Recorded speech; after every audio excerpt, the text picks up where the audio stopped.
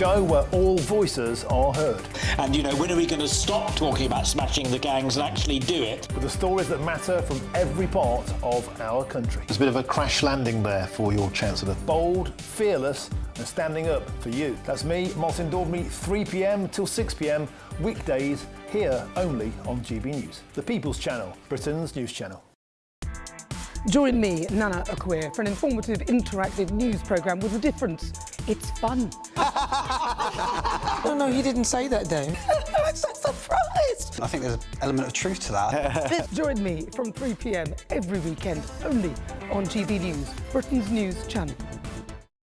Hi, I'm Michelle Dewberry and my show is your opportunity to cut through all the noise and dive in headfirst to some robust debates. Ideas clash. Situation, because the failure is... You're deliberately avoiding my point. Nothing's held back. And if you think this is the end of it, wait for more. And we do not shy away from the difficult stuff. Sometimes I want to shake people and say, if only you understood. So join me on Dubes & Co weeknights at 6 p.m, only on GB News, Britain's news channel. Breaking news, live updates, stories that matter. From the heart of the GB newsroom to every corner of Britain, with our team of dedicated journalists across the UK. GB News bulletins are there to deliver the latest news that matters to you. Bulletins on GB News, the People's Channel, Britain's news channel. The GB News audience is different, it's unique, because they see through the nonsense. We want to debate with each other, we want to listen and maybe learn. We have a chat. That's what we do. We try and have a chat. They'll watch my programme while they're eating their tea, they'll watch breakfast while they're busy getting their kids ready for school. We want to hear what matters to you, what is news for you. And what's brought you out here today? What are the biggest issues affecting this particular area? The audience are the best thing about GB News. Their friends, their family. They're people who need to have their voices heard. They're passionate about the channel, they're passionate about what they believe in. The one thing about GB News is you get a chance to speak. Talk to me about why so many people have gathered here today. Do you want to say something back in return? The GB News audience is what makes GB News special. It's incredible to see. They shape our programmes, they shape our output, and they shape our channel. That's what makes us the fearless champion of Britain.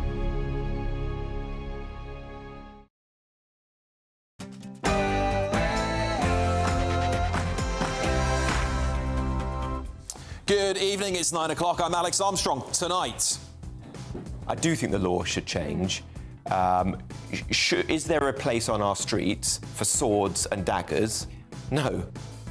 yes, it's time to ban the kirpan, the ceremonial knife used by Sikhs who have special privileges under the law. We aren't equal until we're all treated the same, are we? Plus, so-called dodgy skilled visas are being handed out to vape shops, barber shops and mini-marts across Britain.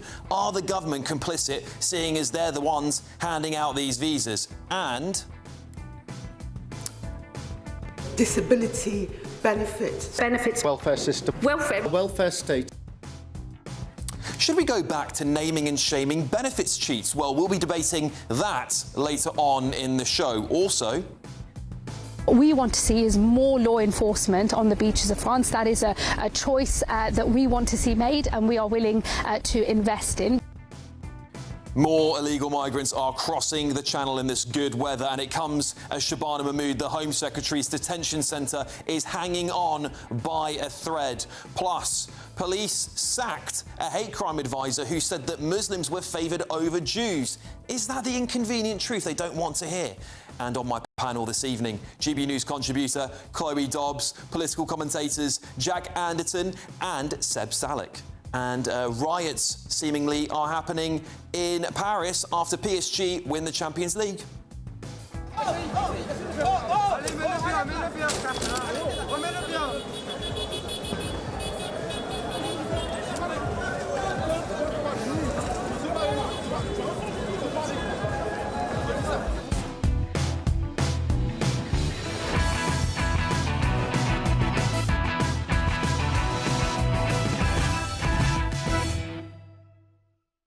Yes, the government is handing out dodgy visas. That is the claim made today. As it's been revealed, there are 79 vape shops on the Home Office list of licensed sponsors for the skilled worker visa.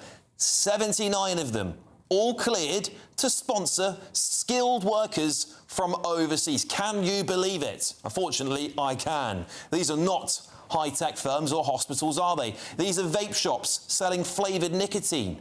What skills shortage are we meant to be filling here? And it gets worse. The register is packed with newsagents, sweet shops, barbers, takeaways and corner stores. Over 145,000 companies in total have the sponsorship licences. Meanwhile, British youngsters are being shut out, aren't they? Youth unemployment is now over 16%. More than 729,000 to 16 to 24-year-olds are unemployed. Over 1 million are NEETs, not in education, employment or training. Well, since 2020, employers have hired 27 young non-EU migrants for every additional young British worker on the payroll. It's a sham, isn't it? Our high streets are also filling up with these businesses. You see it time and time again. We reported it on this show last weekend. Many with suspiciously low footfall, yet somehow are able to sponsor foreign staff. And that's all while British kids struggle to get their first job stacking shelves or serving customers, like I did, by the way. Yet Labour's own report on youth unemployment told the public there is no link to mass migration. Well, I've got 79 vape shops licensed to sponsor skilled worker visas that prove that this is yet more Labour gaslighting. The system is broken. It is, in my opinion, literally being gamed by low-skilled non-EU migrants in collaboration with the Home Office. The government are doing the vetting and handing out these visas. So how could anyone assume anything less? What other explanation is there here? Severe incompetence, perhaps? Well, you would be completely forgiven if you believed that the government are complicit in flooding the country with cheap, unskilled labour through dodgy visas, wouldn't you? Should we get the thoughts of my panel? Political commentator and GB News contributor Chloe Dobbs, political commentators Jack Anderton and Seb Salek. Welcome to the show, everybody. Chloe, I'll start with you. This revelation, we see it, I remember talking about this last year. The amount of low-skilled visas going to ridiculous companies that clearly aren't sponsoring anyone with skills. But here we see vape shops, barber shops. Why are they highly skilled? I mean, it's just beyond me. I mean, what this shows is that the Home Office not only is, say, turning a blind eye to people turning up on boats, for example, or, you know, playing with their visa applications to pretend that they're skilled, but they're sort of actively encouraging and prioritising the people that we least need in this country. I mean, and a lot of these vape shops also, there were a lot of car washes on that list, including one of the car washes that they gave a licence to was one which had previously been told to cease operations because they were operating illegally. Incredible. So I think a lot of these people think these vape shops are a front. I'm sorry, but there are way more of them than can possibly be meeting the demand. A lot of people think that there are drugs being sold in the back. I'm not saying that's the case for all of them. I'm just like, are we just importing drug dealers then to this country and people who are, we know these all they operate cash in hand, they're probably not going to pay any tax as well. And also the more shocking thing for me on this story was the Centre for Migration Control. They looked at the people on the list and they saw that there were a significant number of Iran-linked Islamic organisations that were also being given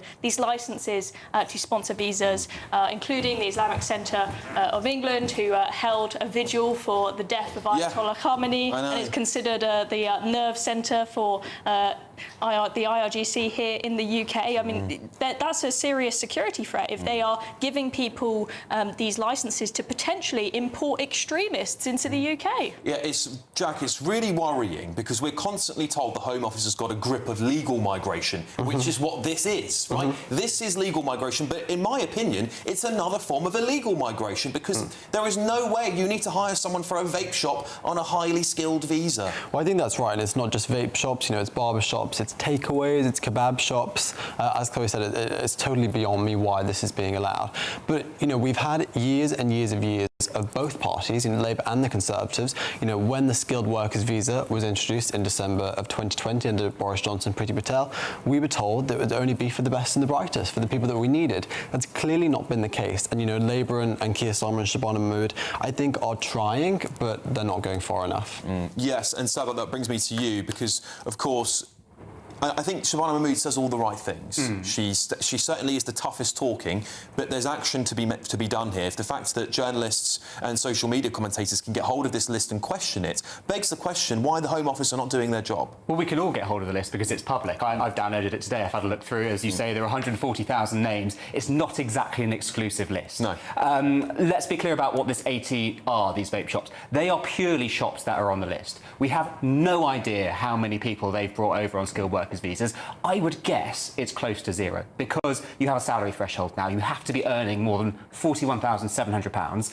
I don't think there are many people working in vape shops who are being paid that salary. So I think this is hysteria about nothing. I would guess that there are minimal people coming over to work in vape shops on a skilled workers visa. The question is, though, because I've gone through this process in previous businesses, you do have to go through a process with the Home Office in order to get your licence. Yeah. And the question is why the Home Office are not questioning these shops when they put their licence through. Surely they'd look at your shop and go, well, why on earth would you need a skilled worker visa? What is it you're doing? And it seems to me that the Home Office is not doing the bare minimum requirements. Well, the hurdle comes afterwards, doesn't it? When you apply for the licence, then they say, OK, what do you need? And you have to show that that job is on another list.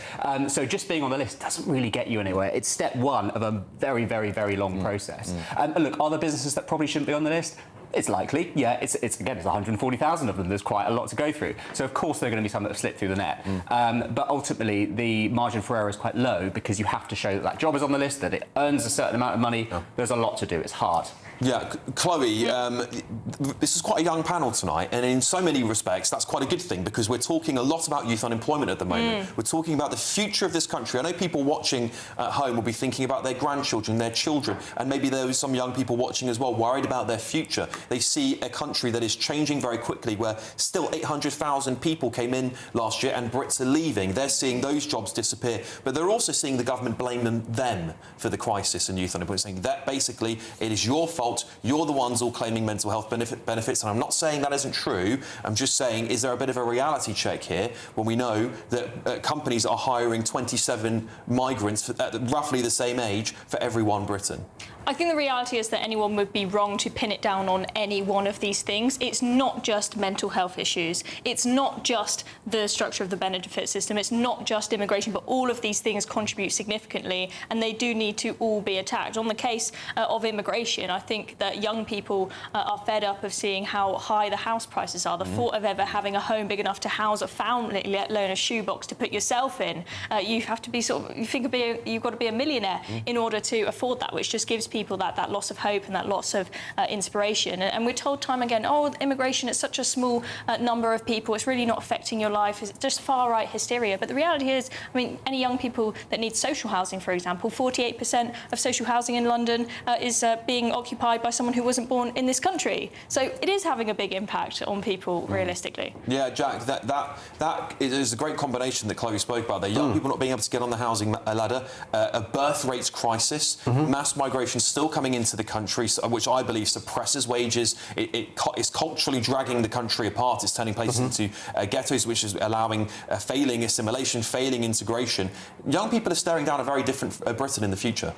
Yeah, if you speak to a lot of young students, especially students going off to university and looking for sort of part-time work, they will tell you that they are struggling to actually find jobs and find work. And the primary reason for that is because we have imported millions of people who are willing to work full-time on lower wages. So what it means is that employers have no reason to employ students and young people. So essentially what's happened is the student job, the part-time student job, it's died because successive governments have imported millions and millions of people. And, you know, if we go back to the vape shops and the barber shops, you know, we didn't have these problems, you know, a couple of decades ago. And it's purely due to mass immigration that's been totally uncontrolled. We go back to these vape shops for a second, Seb, as well. So many of them, hundreds of thousands of them, well, at least thousands of them in Britain now, they're not seemingly hiring young people. I know that young people can't work in vape shops, but they could work in barber shops. You know, people used to, my mum, one of her first jobs, she told me, she used to work in a hairdresser, for example, right? They're not hiring hiring young people, they're not full of British kids working in them. They're full of mostly migrant communities, and we can, I think, say that with some certainty in certain areas of the country. But it seems to me they're taking up the high street now. These are jobs that would used to go to kids on the high street, supermarkets as well. Why is it that businesses aren't investing in young British people? Is it a problem with young Brits not wanting these jobs? Well, look, it's a huge question. I think part of it is that every business wants to hire locally. It's just easier, it's cheaper, it's faster. If you're hiring from abroad, you're doing it because it's the only place you can get those skills. You have to jump through those hoops. It's a real pain. And so I think a large part of it is because we have a skill shortage. And I want to see young British people trained up to be able to do those jobs. I'm pleased that the government is introducing obligations on the construction industry in particular to be able to say, if you don't train people locally, we're not going to allow you to hire from abroad. But it's going to be a long-term thing. We are going to need people from abroad to fill those gaps. In the short term, our economy relies on it. But in the long time, I hope we can rebalance and hire more local people and give them opportunities that they deserve. Do you know what worries me the most? And I put this to you, Chloe. When I'm looking at the future of Britain, I'm looking at the future of the jobs market. Artificial intelligence is sucking up the jobs that we send our young people to go and get a university degree for, which we tell them 50% of them still should be going to university, right? We have not trained them in the right areas. AI can suck up, I would say, in the next 10 years, 90% of those jobs. When it comes to writing, when it comes to everything to do with a computer, AI will do it for them. And not only that, the country's still seeing mass migration of people, right? So while jobs are going to start disappearing in the knowledge economy, the low-end jobs, which we would like young people to be able to do at least, will also go as well. They just must be sick. And I know I speak to my little brothers about this. They're 18 to 25, their age. They're so concerned they're going to be laden with debt, 80, 90 grand's worth of debt, that their skills are no longer valuable, that they're in competition with cheap migrant labour, which they can't compete with because they have certain standards. They want to be able to afford and buy a home. They're just like, what's the point? Yeah, I mean, it goes back to my earlier point about housing, this sort of lack of hope amongst young people. You're only going to really put your head down and work hard if you feel inspired and you feel like you have a chance of making it, of having an exciting job, of moving your way up the ladder, having social mobility, being able to own a home, being able to make enough money to not just put food on the table and just scrape by and pay the bills, but maybe able to not be luxurious, but buy yourself a few little perks, have a nice holiday every now and then. But it just seems like it's out of sight. And so I think a lot of young people, they just give up. And then when you pair that with the fact that work doesn't really pay that much more than being on benefits, so you can kind of understand why a lot of young people might say, you know what, I'm just going to have kids and live on benefits. Jack, this Milburn report that came out the other day, do you feel like when it says that mass migration is not a link here, do you think it's a bit gaslighty? That's how I feel when I read it, you know? I think it's a total gaslight, and it's obviously not true. You know, so study after study has proven, you know, all of the points we've talked about. Study after study has proved that importing millions of people does impact house prices. Importing millions of low-skilled people does impact wages. So it's very obviously not true. What this report is, and what Keir Starmer and the Labour government have decided to do, is blame young people instead of address the real problem, which is the fact that we have a totally uncontrolled immigration system and have done for the past 2 decades. Seb, the Milburn report. Yeah. Do you feel there's a bit of cognitive dissonance when they say there's no link to mass migration and youth unemployment? Do you think that's a bit silly, a bit unfair? Yeah, it's weird. So look, I'll be honest, I haven't read the report, so I don't know what the wording is. But clearly there's a link, and that would be contradicting what the government is saying and doing, because they are acting as if there's a link. Interested in what you're saying about them blaming young people. I'd be really interested to know where that's coming from. It's not something I've seen personally. We have seen this government be pretty tough. They've made it harder to move over here, harder to come here and get a job. They've followed the tradition of the Tories on this one. Not a particularly progressive thing to do in some senses. No, I respect Shabana Mahmood for doing that, by the way. And I've said this many times on the show, I do respect that Shabana Mahmood is willing to do things that will not make her popular within her own party. I think there should always be said about politicians who are willing to do that. But then you've done things like the minimum wage, your party's put the minimum wage up, which has also shrank the job market, because, of course, that means that businesses can afford less people to hire. Hard economic times. You could say the same for the Working Time Directive. You could say the same for bank holidays. You could say the same for the weekend. We can't let those short-term hitches be an obstacle to long-term progress. We have what we cherish now because that has been fought for in the past, and this is another one of those things. So, yes, there will be some short-term impact, but in the long term, people getting paid more, that's a good thing. Jack, what do we need to do to fix the future of Britain for young people? Big question, I know. Sorry, it's all on your shoulders. But the reason why I'm asking you is you've spent a lot of time on your tour going around to universities speaking to young people, hearing what they have to say. What are they telling you? Well, number one, they're telling me that university's been a total scam. You know, they were promised if you go to university, if you study for 3 years, if you pay your debt and pay your way, then you will come out with a good job after you graduate. Fundamentally, that hasn't happened. It's been a total lie that millions and millions of young people have bought. You know, it's not just in recent years, it's probably over the last sort of 10, 15 years as well. So number one is to move people away from universities. You know, it pains me to say, but I think quite a lot of universities will have to close because they are just fundamentally not value for money. And it's about training people and training young people in the skills that will be future-proof for them in the job market, like AI, like robotics, like actual hard skills rather than soft skills like consulting and things that AI can easily replace. So for me, that's really the big issue that young people have told me, which is that university has been a total scam, and quite frankly, they feel cheated. Yeah, no, I hear that as well, actually, interestingly. Chloe, when it comes to where the blame lies and the government point to things like social media, banning social media, does that make the situation better or worse? I do think that social media is a big problem. Now, whether the solution to that is government intervention, that's another question. I do think that parenting has a big role to play, and also school rules on phone use. I do think that social media is really destroying children's brains, especially when it's used at a young age, when their brain is just developing. The reality is, in order to work hard, you need motivation. Motivation comes from the hormone dopamine. What happens when you're getting a dopamine hit every few seconds going through your phone? That addiction means that you're crashing out your dopamine stores, especially if you do that right before you're about to work. You then have no motivation to work whatsoever, and no wonder these people are becoming lazy and unproductive. Like, there's a reason why older people generally find it much easier to focus, which has been shown in studies. Yeah, ban social media, Seb, for under 16s? I'm still on the fence about this. We definitely need regulation, but we're conflating a lot of issues here. Part of it is the algorithm, and I think you said that beautifully. Look, I'm a victim of this. I'm totally addicted to my phone, and if I go on my phone in the morning, that's it. My day is shot. The other part of it is seeing horrible things online. That's nothing new. The algorithm is about 6 years old since we moved to the interest-based graph away from a social one when TikTok came and the other social platforms copied it. But in terms of material they can access online, you know, I was looking at weird stuff that I found 20 years ago, of all manners, because it was there and I was curious and you find it. I think talking about that now, it's a problem that's been around for a long, long time. Jack, I know what you're going to say. Ban social media for under 16s? Well, I think we should also discuss a ban on television for over 60s as well. Don't do that.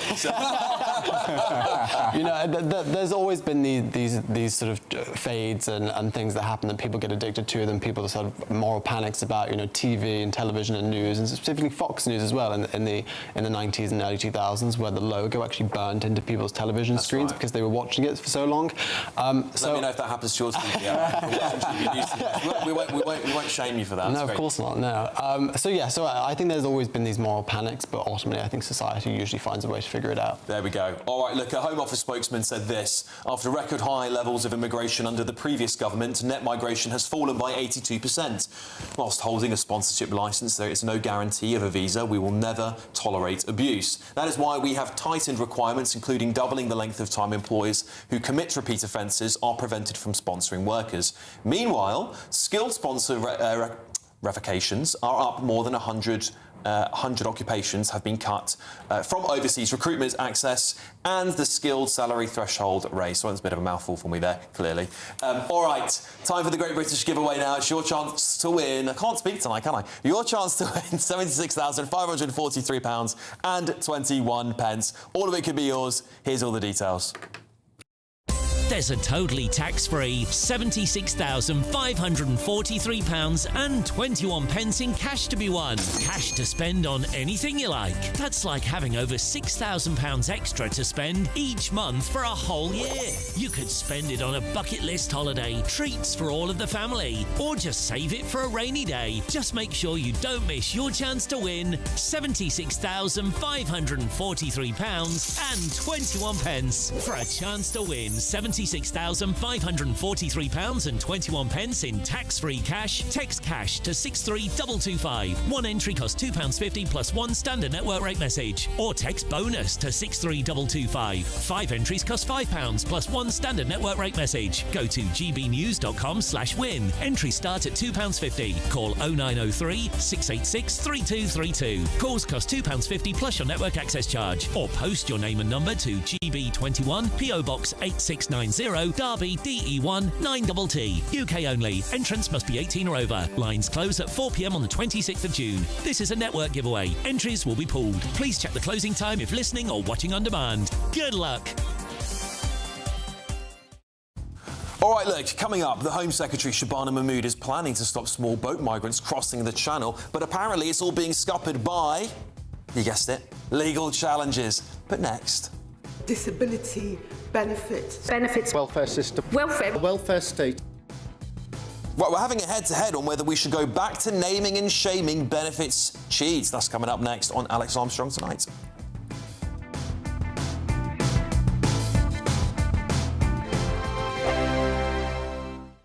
Bold. They are under no illusion. Ray, are you a human trafficker? Boundless. I've had enough of the nonsense, and I'm not afraid to say it. Don't get this on the BBC. Every weeknight, I tear through the headlines. The smell of gasoline. Should we be worried about it? From Westminster madness to cultural war chaos. What I'm going to do now, they are throwing things out the car as we speak. Get ready, Britain. Here we go. Patrick Christie tonight, weeknights from 9 p.m, only on GB News, Britain's news channel. At GB News, we love to hear from you, our loyal community. So drop us a line at gbnews.com/yoursay. There you can talk to each other and also to the presenters live on air. gbnews.com/yoursay, because GB News is your channel, Britain's news channel. At the stroke of midnight, the news doesn't stop, and neither do we. Day in, day out. Forget stuffy late night TV shows. We're giving you a front row ticket to the centre of the political universe. Because breaking news doesn't wait for the morning. And neither do we. Join us for one of the most controversial and volatile times of politics in human history. A very big story. Big story over here. You won't get this anywhere else. The Late Show live at midnight, every night. Only on GB News. From the school run to the home run, watch a new show for all of Britain. So he can say whatever he wants. A straight talking show where all voices are heard. And, you know, when are we going to stop talking about smashing the gangs and actually do it? With the stories that matter from every part of our country. There's a bit of a crash landing there for your Chancellor. Bold, fearless and standing up for you. That's me, Martin Daubney, 3 p.m. till 6 p.m, weekdays, here only on GB News. The People's Channel, Britain's news channel. Hi, I'm Michelle Dewberry and my show is your opportunity to cut through all the noise and dive in headfirst to some robust debates. Ideas clash. Situation, isn't it? Because the failure is... You're deliberately avoiding my point. Nothing's held back. And if you think this is the end of it, wait for more. And we do not shy away from the difficult stuff. Sometimes I want to shake people and say, if only you understood. So join me on Jubes & Co weeknights at 6 p.m, only on GB News, Britain's news channel. Westminster, the ultimate clique. And you're fighting like rats in a sack. But here on the Camilla Tominey Show, we ask the questions the establishment media is too scared to ask. OK, let me ask you a straight question, because I know you're a straight-talking politician. Whether it's net zero, illegal immigration or law and order, nothing is off-limits. You had the power then. Yeah, as I and say, now you've lost it. That's the Camilla Tominey Show, a politics show that's fearless. But no, let me finish my question if you don't mind, because it is my show. Sundays at 9:30, only on GB News, the People's Channel, Britain's news channel.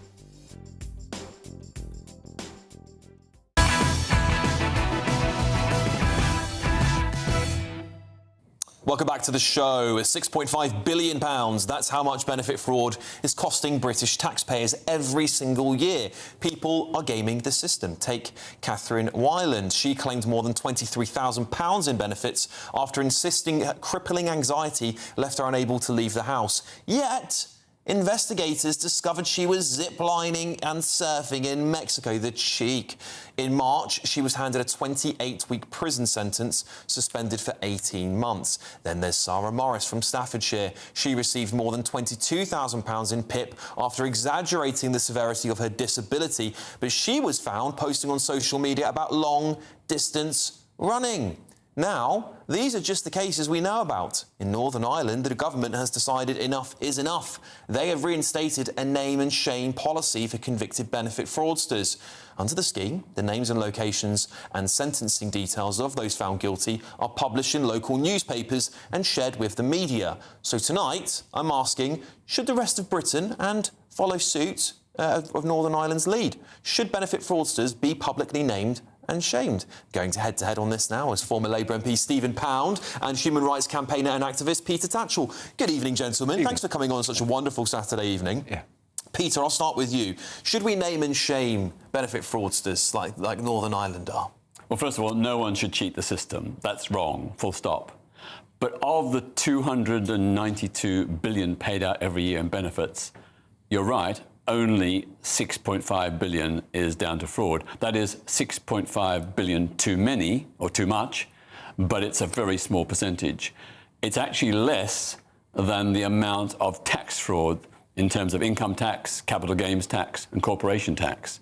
So I think we should shame those who cheat the system. I don't think it should just be people on benefits. It should be everyone, including tax evaders as well. Stephen? Well, I'm just thinking of that great campaign that we had in the Labour Party for Cedric the fat cat. And do you remember? There've been plenty of Mr. Diamond. Look, the reality is, what they've done in Northern Ireland is a slightly different situation. The population is about 2.5 million. Over half the cars in Northern Ireland are actually provided under the mobility scheme. They have an enormous welfare bill there. But the thing I can't understand, Alex, is benefit people are shamed and named. You've just named two of them, and they've been shamed. And I think there's a natural human reaction to want to put somebody in the stocks and pelt them with orgy. I can understand that. But what slightly worries me about this idea, and I think basically, if you can't do the crime, don't do the, can't do the time, don't do the crime. I think fair enough. But I used to worry very much indeed about children, the children of these people and their families. But the overwhelming thought that I had is how phenomenally, utterly, completely knuckle-draggingly stupid must you be to be photographed carrying a bag of cement out of B&Q when you're claiming for a bad back. This absolutely defies any logic. And what I would say, and I think Peter and I probably agree on a great chunk of this, we should actually be enforcing against these things much, much sooner. Because at the moment, who's actually doing the enforcing? It's the insurance companies. Yes. It's not the DSS, it's not even HMRC, it's the insurance companies. We should be working more closely with them, and instead of waiting for 2 years photographing somebody zip-wiring down the Seychelles, we should actually be doing it much more quicker and much more effectively and much more efficiently. Yeah, Peter, I guess for people right now, they're paying record high taxes. The government are constantly asking them to cough up more, and while they suffer and their wages aren't growing as much as they should be, they see a system that's being abused by people, and they say, well, why on earth should I work harder to pay for these sorts of people to go and zip line? I'm not sure. I don't think all of them will be doing things like that, but it sort of goes against the spirit of being British, doesn't it? We're all collectively being asked to do things. And look, my grandmother had multiple sclerosis. She needed those benefits, and what it does, these benefits cheats, what they do is take away eventually from people like my grandmother who really did need it and who also did suffer as part of austerity, because she did have her benefits taken away from her. Well, not all of them, but some of them taken away from her, because eventually what the government does is it clamps down on them, and therefore genuine people suffer. And I think that's why, personally, a bit of shaming is not such a bad idea. When you say, you sir, took this off this woman here who might have needed it, who was who needed the benefits because she was going through cancer treatment or whatever it was, that to me I think is a nicer way of saying that's why you shouldn't do this. Well, you're right, and people are right to be angry if they see the system being cheated and fraud taking place. If you work hard and pay your tax and you want it used to help sick and elderly people, disabled people, you're right to be angry. But I think we have to be very careful about proportionality. Go after benefit cheats, but the real problem is in terms of taxation. More cheating goes on in tax. Name and shame them as well, then, hey? Absolutely. Yeah. But also, we've all heard of these examples of huge multi-billion companies who have been caught out evading tax, not necessarily acting illegally, but using very sophisticated tax avoidance schemes. But that's the government's fault, Peter. To swindle the government out of billions. You're not wrong to suggest it, but my point is that you're right. They're not doing anything illegal. So it's the government have all the levers they need if they want to change those laws. The difference is, and again, tax evasion, terrible thing to do. And you're right, it makes us all suffer. But again, they are paying taxes where these people are living off of the tax from people who are mostly good citizens. Yeah, but in many of the cases of these big corporations, when they're caught out having defrauded the taxpayer, they're allowed to privately negotiate with HMRC to get a deal. Now, none of us...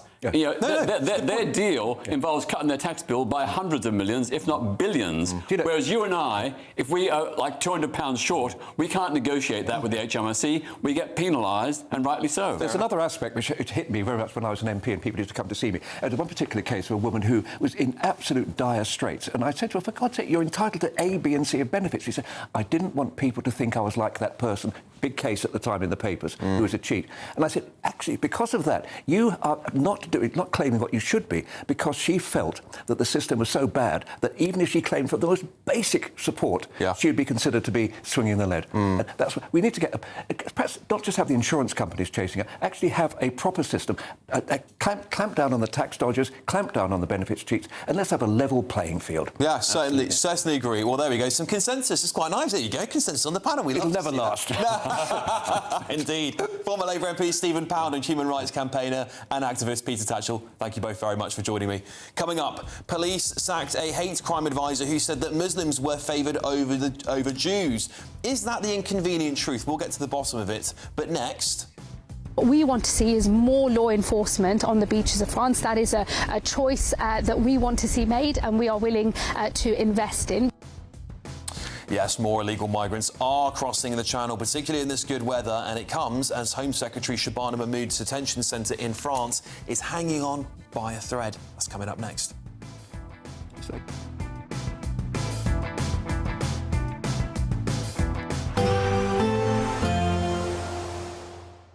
I hope we haven't forgotten anything. Travel insurance, I tick that box. Yeah, but remember what you forgot last year. All Clear Travel Insurance sponsors GB News Travel Destinations Forecast. Hello. If you're heading away this weekend, there will be some showers here and there across eastern areas of Europe, but mostly plenty of sunny and dry weather. You can see a few showers dotted around Greece and Turkey. Italy seeing the odd shower as well, but mostly it's going to be a predominantly dry and sunny picture if you're heading to parts of Europe. Across Madeira and to the Canary Islands as well, there'll be plenty of warm sunshine. Temperatures generally in the high 20s, if not low 30s. Have a good day. All Clear Travel Insurance sponsors GB News Travel Destinations Forecast. Good evening. Welcome to your GB News weather update from the Met Office. The hot spell has finished. We've got rain in the northwest and then it's feeling fresher for all of us as we go through tomorrow with sunshine and showers. Low pressure in charge across the northwest. This cold front will drive outbreaks of rain and fresher air behind it. High pressure holding on in the east. So cloudy as we go through the evening across eastern areas, but to the north and west, that's where we could see some thunderstorms initially across Northern Ireland, pushing their way north and eastward. So a damp picture as we go overnight across Scotland and northern England. But for many, temperatures still holding up around 12 to 14 degrees. Through Sunday morning then, it's a damp picture across much of Scotland. Across Orkney and Shetland, that's where we see persistent rain. Some heavier bursts coming in to central parts of Scotland. Across Northern Ireland though, hopefully a little bit better. We should see some sunshine instead of the rain and a mixture of some showers. Elsewhere across England and Wales, largely cloudy. Best of the sunshine and dry weather is going to be across eastern parts to start Sunday morning. For most of us though, that cloud will start bubbling up and thickening. We could see a few showers around. Most places largely actually dry. Most focus for some showers is going to be across Scotland, particularly across the northeast of Scotland where they could turn thundery. But for all of us, it's feeling fresher out there. Temperatures now returning closer to average. Still warm in the sunshine though, 24, 25 degrees, and hopefully feeling more pleasant where you catch the sunshine across Northern Ireland and Scotland. Now as we start meteorological tropical summer on Monday. It's a bright start across the east, but it won't last long. We'll see cloud and outbreaks of rain arriving from the west. Some of that could be heavy at times. And then as we go into Tuesday, it's a showery theme again, but temperatures generally around average for this time of the year. Bye-bye. You want to know what's really going on in the corridors of power? Labour don't know what to do with you half the time, and that makes you quite lethal in the chamber. Get behind the headlines with Chopper's Political Podcast. Join me, Christopher Hope, as I sit down with the great and the good of British politics. We'll see where this ruling takes us. These are the stories shaping our nation. Chopper's Political Podcast, available now on all platforms. Listen in and stay ahead. I've been in Westminster for a long time, but I know that though power may be here, its effect on people's lives is across the whole of the country. We may be where rules are made, but it's where they're implemented that matters. Join me, Jacob Rees-Mogg, for forthright and frank discussion on where Britain has come from, where it's going, and where it will end up. That's State of the Nation, Monday to Thursday, 8 to 9 o'clock. Vox Populi, Vox Dei. GB loyalty points are here. They're our way of saying thank you for spending time with GB News. Through commenting on your say, voting in You Decide polls and shaping the debate, you can earn GB loyalty points.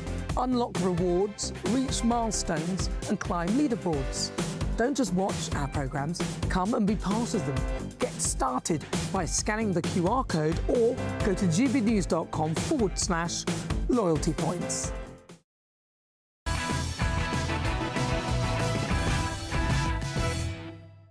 All right, welcome back, everybody. Are you an Arsenal fan watching, perhaps? Because if not, to look away now, because we're going to cross live to North London, where GB News reporter Sam Francis is with those fans. They've all left, Sam, unfortunately. Not surprising, given the result for them. But what's the atmosphere been like there, Sam? Evening, Alex. Yeah, well, you can probably just about see behind me. There is no one left here. The streets have been cleared, and the police have moved fans on after they gathered in their hundreds when the news broke that PSG would be the ones taking the trophy home yet again for the second year running. Arsenal's dreams for Champions League victory, at least for now, will have to wait. We've been speaking to fans throughout this evening. We'll give you a glimpse of what they had to say in just a few moments. But that final was played in Budapest tonight. The disappointment, though, that devastation really was felt firmly here on the streets of North London outside the Emirates Stadium, where tens of thousands of supporters had gathered, hoping, watching, waiting to see if their club could lift that elusive trophy, the one that they have never got their hands on. But it was not to be. Paris Saint-Germain came into the final defending champions and certainly showed just why. But for Arsenal, this loss will hurt because the opportunity tonight was so big. Just a few weeks ago, they secured the title of Premier League champions. And that meant that tonight was their opportunity to change what had been a historic season into a monumental one. But the elusive chase for European Championship will have to wait. Now, as I mentioned, we spoke to a few fans outside the stadium as they emerged defeated, but not too devastated, because they shared that they had a hope and expectation for the years to come. Let's take a listen. There's still pride, heartbreak though, to be honest with you. If they carry on the way they're going on their trajectory, I'm sure they'll come back and win the Champions League in the next 2 or 3 years. So the fact we won the Premier League, I think, makes it a little bit easier to take. But I think after the performance that we saw today, I think they did a good job. They deserve to win, but it just wasn't our time this year. So hopefully next year we can come back stronger. We need to process this loss, kind of thing. But we won the Prem, so it's a massive win. So we'll see for the future, and then just have fun tomorrow, have fun tonight with everyone, and then just enjoy tomorrow. Yeah. Well, as you can hear there is a real sense of pride still in the Gunners' performance throughout the season and even tonight. Some had said they were lucky to stay in the game, but others defending Arsenal's performance, saying that they were incredibly proud. You can see here that there is still a number of people gathering despite the police moving fans on. They are expressing their expectation and excitement ahead of tomorrow's trophy lift here in central London. But for Europe, it will have to wait.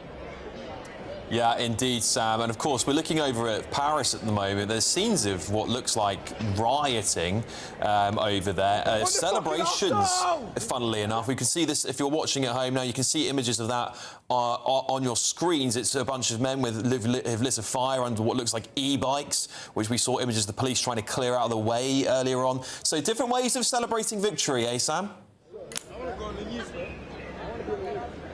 Yeah, definitely. It's been relatively peaceful here tonight. We saw quite a significant crowd of people emerging from the stadium as that result was announced. And as you can see here, there are still people gathering in a reasonable number. People are still very excited about what has taken place throughout the course of this season, and of course they are still English champions, but we haven't seen any violence, we haven't seen any significant scuffles. Police doing their job, moving people on peacefully, and we do expect that the streets will be cleaned relatively soon ahead of that upcoming trophy lift tomorrow. Indeed, indeed. Sam, well, look after yourself out there. I know there's going to be a few Arsenal fans, there we go, drowning their sorrows in one way or another. Sam, you're such a professional, mate. Love to see it. Good stuff tonight. Thanks for being there for us. That is Sam Francis there, live outside the Emirates, getting mobbed by people. You know, he's a celebrity around those parts, isn't he? All right, should we just move on quickly to another story here? The Home Secretary's new migrant agreement with France has been thrown into doubt after, get this, environmental activists launched a legal challenge amid the blocking of the construction, aimed at the blocking of the construction, should I say, of a £160 million detention centre. Well, in April, Shabana Mahmoud, the Home Secretary, announced that the French government had agreed to detain and deport illegal migrants before they reached Britain, with a new removal centre in Dunkirk scheduled to be opened by the end of 2026. But now, the future of that facility is under scrutiny after a French environmental group argued that the building permit should be revoked, claiming the project fails to comply with local planning regulations. Today, hundreds of migrants crossed from the English Channel from France too. So, is this Shabana Mahmoud's new Rwanda? We're joined now by former Director General of UK Border Force, Tony Smith. Tony, not great for the Home Secretary, is it? No, it's not good news, Alex, but as you said in your report, this was part of the deal of the money that we've given to France would be that they would build a detention centre to detain people and deport them either from France to their home country or to another EU country. So it wouldn't be a British facility, it'd be a French facility, but we were going to pay for it. But as you say, it's fallen foul of planning laws over there. So, you know, the position for many, many years now has been that when the French police do stop somebody coming here and we hand them over or they stop them on the beaches, then they just let them go again, don't they, Alex, to have another try. This was an attempt, I think, by the British government to say, well, actually, why don't you arrest them and detain them? You can hold them in a detention centre that we will pay for up to 90 days, and you can deport them from the EU altogether. And that solves the problems on both sides. But, yeah, as you say, an environment group over in France has now objected under French planning laws to this, and so it hasn't yet got off the ground. And Tony, very briefly, if you don't mind, is this going to be the Rwanda plan for Shabana Mahmoud? Is this going to be the thing that she's remembered for if she doesn't get this detention centre over the line? No, it's not really the same. The Rwanda plan was the British government's plan to remove people to a third country from the UK. This was a French facility, actually, to try and encourage France and the EU to remove more people that are in France illegally. Many of those people crossing into the UK actually have no permission to be in the EU either. But they generally, in my experience, given a notice to Quito, which means they're being asked to leave the EU, but they don't. They go back into the black economy there and try again. So I don't think it can be really compared with the Rwanda plan. It is part of a series of measures that this government and the last government have been trying very hard to try to get the French to do more things to stop the boats, but unfortunately not all of them have come off, have they? There we go. Yeah, it doesn't look like to be the case. At least the deterrence doesn't seem to be working, Tony. We've got hundreds more migrants on their way to Britain, especially over the last bank holiday weekend and week after it. There we go. Former Director General of UK Border Force, Tony Smith, giving his thoughts on that. Well, it looks like a bit of trouble for the Home Secretary. Government spokesperson said France has committed to building this detention centre. The UK will only pay when the work is completed. So there you go.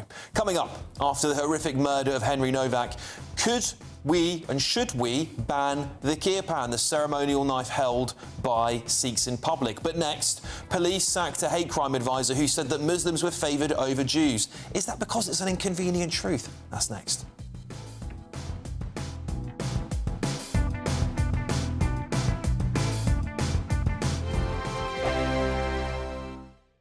From court mornings to warm family brunches. From football to tennis in the car. In the kitchen. GB News Breakfast is there. With the stories you need and the conversations that matter. Anyway, let's talk business. Well, it has been a historic night in British politics. It's astonishing, isn't it? We're here again to start your day just right. GB News Breakfast. Every morning from 6 a.m. Only on GB News. Britain's news channel. Martin Daubney, weekdays from 3 p.m. Colin, it's always an absolute pleasure to have you on the show. And of course, you're wearing your full Chelsea pensioner regalia. It's a resplendent sight. Colin Thackeray, 2/3 of young people don't even know what VE Day is. You know what it is. You lived through it. Tell us, tell the nation how important it is and your memories of that beautiful day. Well, extremely important to remember and to continue to remember. It means obviously victory in Europe. And it was a great day because everybody was happy and, you know, we all lived through 5 years of war and it was a smashing time. And I'd rather hope that people will continue to do so. Do you think the problem now, Colin, is we've got a younger generation who are taught badly and they're taught often to be ashamed of British history. We talk about slavery, the evils of empire, yet we don't celebrate the genuine heroism of VE Day and people like yourself. Yeah, it's a shame. You know, 2 years ago, we were in Korea. We went across for a revisit and I hadn't seen the place for 70 years. And it was extraordinary. The place was built up and the people were marvellous. And every child knows exactly when the war was there, what we were there for. And we were told, I was told by a 9-year-old, it never occurred to me, that look, if you didn't come, we would be living the same as North Korea. That's a shame, isn't it? GB News, the People's Channel. Exciting news. Every Friday, my Patrick Christie's Tonight Show is going to have a twist to it. We're welcoming some special guests. You. That's right, on Fridays I'm going to be doing my show in front of a live studio audience because this show is about you and what you have to say. It's going to be the same big debates, same big topics, same big opinions. But every Friday night at 9 p.m, you are invited to come on down to Patrick Christie's Tonight to be a part of the action. Only on GB News, the People's Channel, Britain's news channel.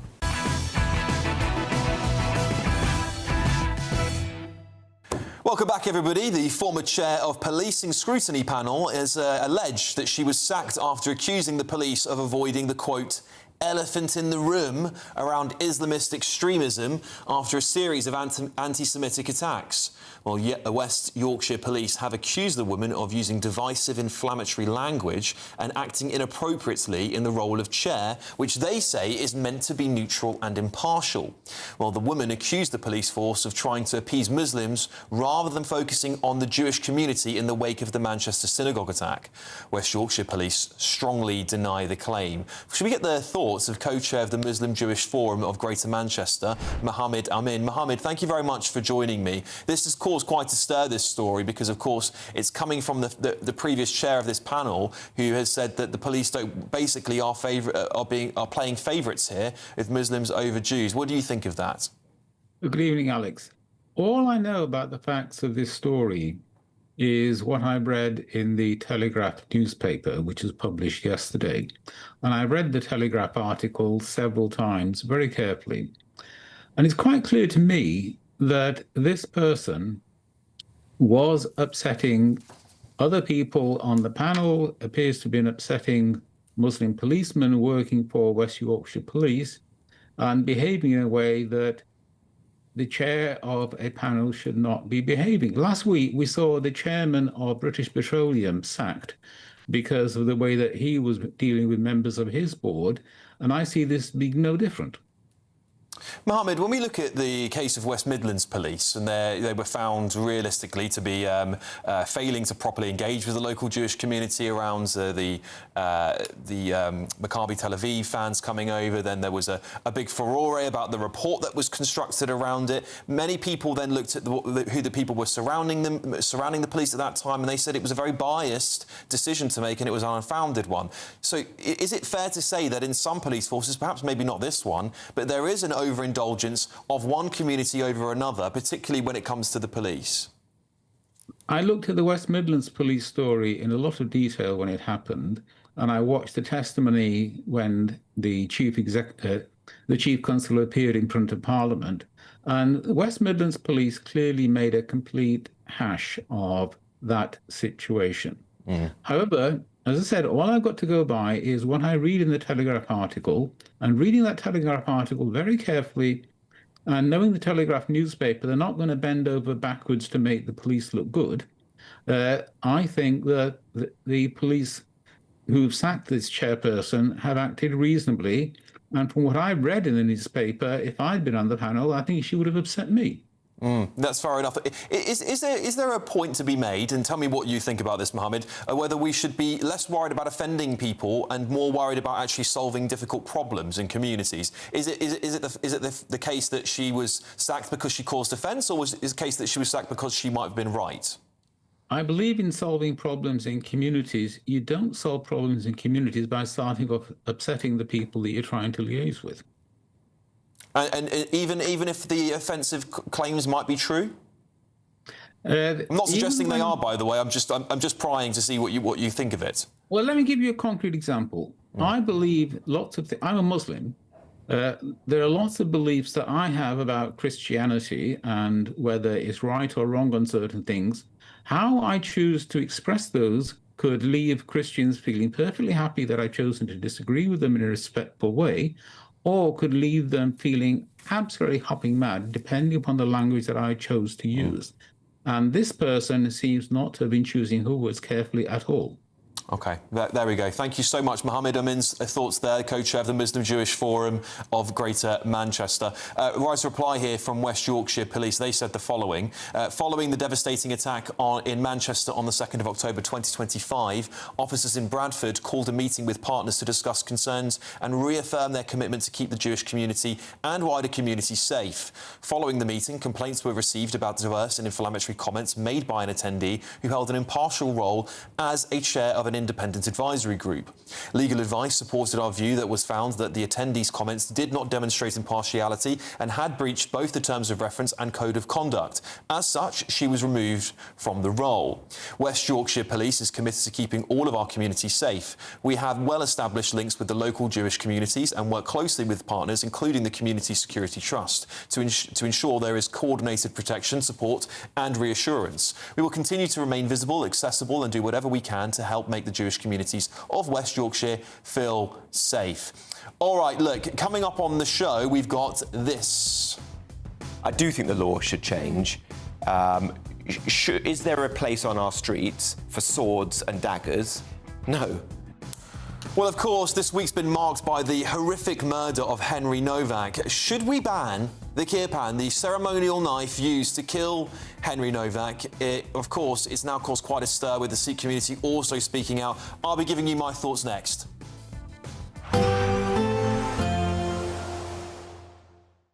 Expect warm spells with the odd rude interruption. Box Boiler sponsors the weather on GB News. Good evening. Welcome to your GB News weather update from the Met Office. The hot spell has finished. We've got rain in the northwest and then it's feeling fresher for all of us as we go through tomorrow with sunshine and showers. Low pressure in charge across the northwest. This cold front will drive outbreaks of rain and fresher air behind it. High pressure holding on in the east. So cloudy as we go through the evening across eastern areas, but to the north and west, that's where we could see some thunderstorms initially across Northern Ireland, pushing their way north and eastward. So a damp picture as we go overnight across Scotland and northern England. But for many, temperatures still holding up around 12 to 14 degrees.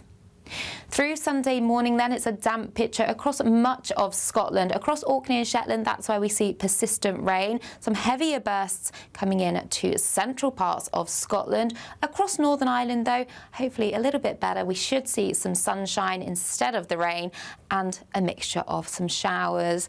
Elsewhere across England and Wales, largely cloudy. Best of the sunshine and dry weather is going to be across eastern parts to start Sunday morning. For most of us, though, that cloud will start bubbling up and thickening. We could see a few showers around. Most places largely actually dry. Most focus for some showers is going to be across Scotland, particularly across the northeast of Scotland, where they could turn thundery. But for all of us, it's feeling fresher out there. Temperatures now returning closer to average. Still warm in the sunshine, though, 24, 25 degrees, and hopefully feeling more pleasant where you catch the sunshine across Northern Ireland and Scotland. Now, as we start meteorological summer on Monday, it's a bright start across the east, but it won't last long. We'll see cloud and outbreaks of rain arriving from the west. Some of that could be heavy at times. And then as we go into Tuesday, it's a showery theme again, but temperatures generally around average for this time of the year. Bye-bye. Expect warm spells with the odd rude interruption. Box Boilers sponsors the weather on GB News. There's a totally tax-free £76,543.21 in cash to be won. Cash to spend on anything you like. That's like having over £6,000 extra to spend each month for a whole year. You could spend it on a bucket list holiday, treats for all of the family, or just save it for a rainy day. For a chance to win, text cash to 63225. One entry costs £2.50 plus one standard network rate message. Or text bonus to 63225. 5 entries cost £5 plus one standard network rate message. Go to gbnews.com/win. Entries start at £2.50. Call 0903 686 3232. Calls cost £2.50 plus your network access charge. Or post your name and number to GB21 PO Box 8690 Derby DE1 9TT. UK only. Entrance must be 18 or over. Lines close at 4 p.m. on the 26th of June. This is a network giveaway. Entries will be pooled. Please check the closing time if listening or watching on demand. I've been in Westminster for a long time, but I know that though power may be here, its effect on people's lives is across the whole of the country. We may be where rules are made, but it's where they're implemented that matters. Join me, Jacob Rees-Mogg, for forthright and frank discussion on where Britain has come from, where it's going, and where it will end up. That's State of the Nation, Monday to Thursday, 8 to 9 o'clock. Vox Populi, Vox Dei. Join me, Nana Akweer, for an informative, interactive news programme with a difference. It's fun. No, he didn't say that, Dave. I'm so surprised. I think there's an element of truth to that. Join me from 3 p.m. every weekend, only on GB News, Britain's news channel.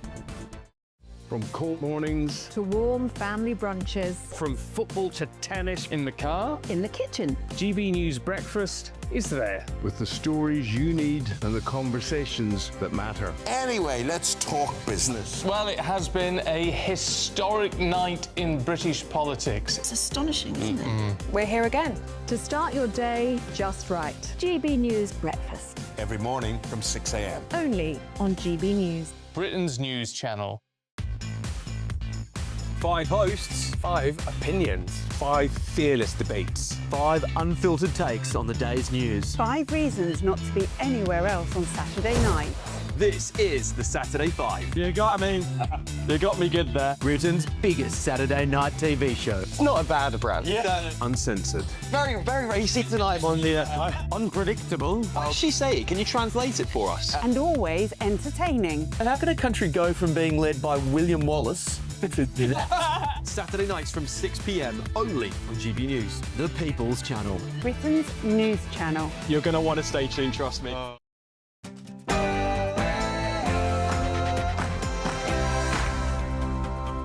Good evening, it's 10 o'clock. I'm Alex Armstrong. Tonight, I do think the law should change. Is there a place on our streets for swords and daggers? No. Yes, it's time to ban the kirpan, the ceremonial knife carried by Sikhs who have special privileges under the law to do so. Because I think we aren't equal until we are all treated the same under the law. Plus, is... peculiar medical condition, which is that I don't sweat, or I didn't sweat at the time. Is Andrew sweating again? Court documents reveal Buckingham Palace was made aware of emails allegedly showing that Andrew Mountbatten Windsor shared confidential information with business contacts 6 years ago. And the BBC faces new allegations of bias after claims Nigel Farage has been banned from appearing on desert island discs. We'll bring you that and all of tomorrow's front pages. And on my panel this evening, GB News contributor and political commentator Chloe Dobbs and political commentators Jack Anderson and Seb Salek. And riots in Paris after PSG...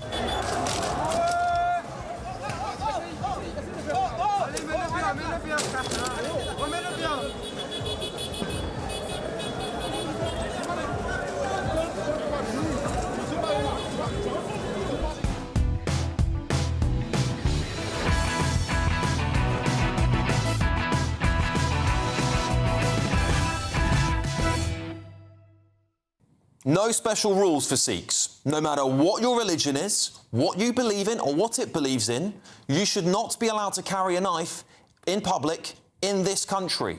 This special exception that allows Sikhs to carry a dangerous weapon, in my opinion, is not something I am tolerant of. In fact, I'm completely intolerant of anyone carrying a knife or a weapon in public in Britain. End of conversation.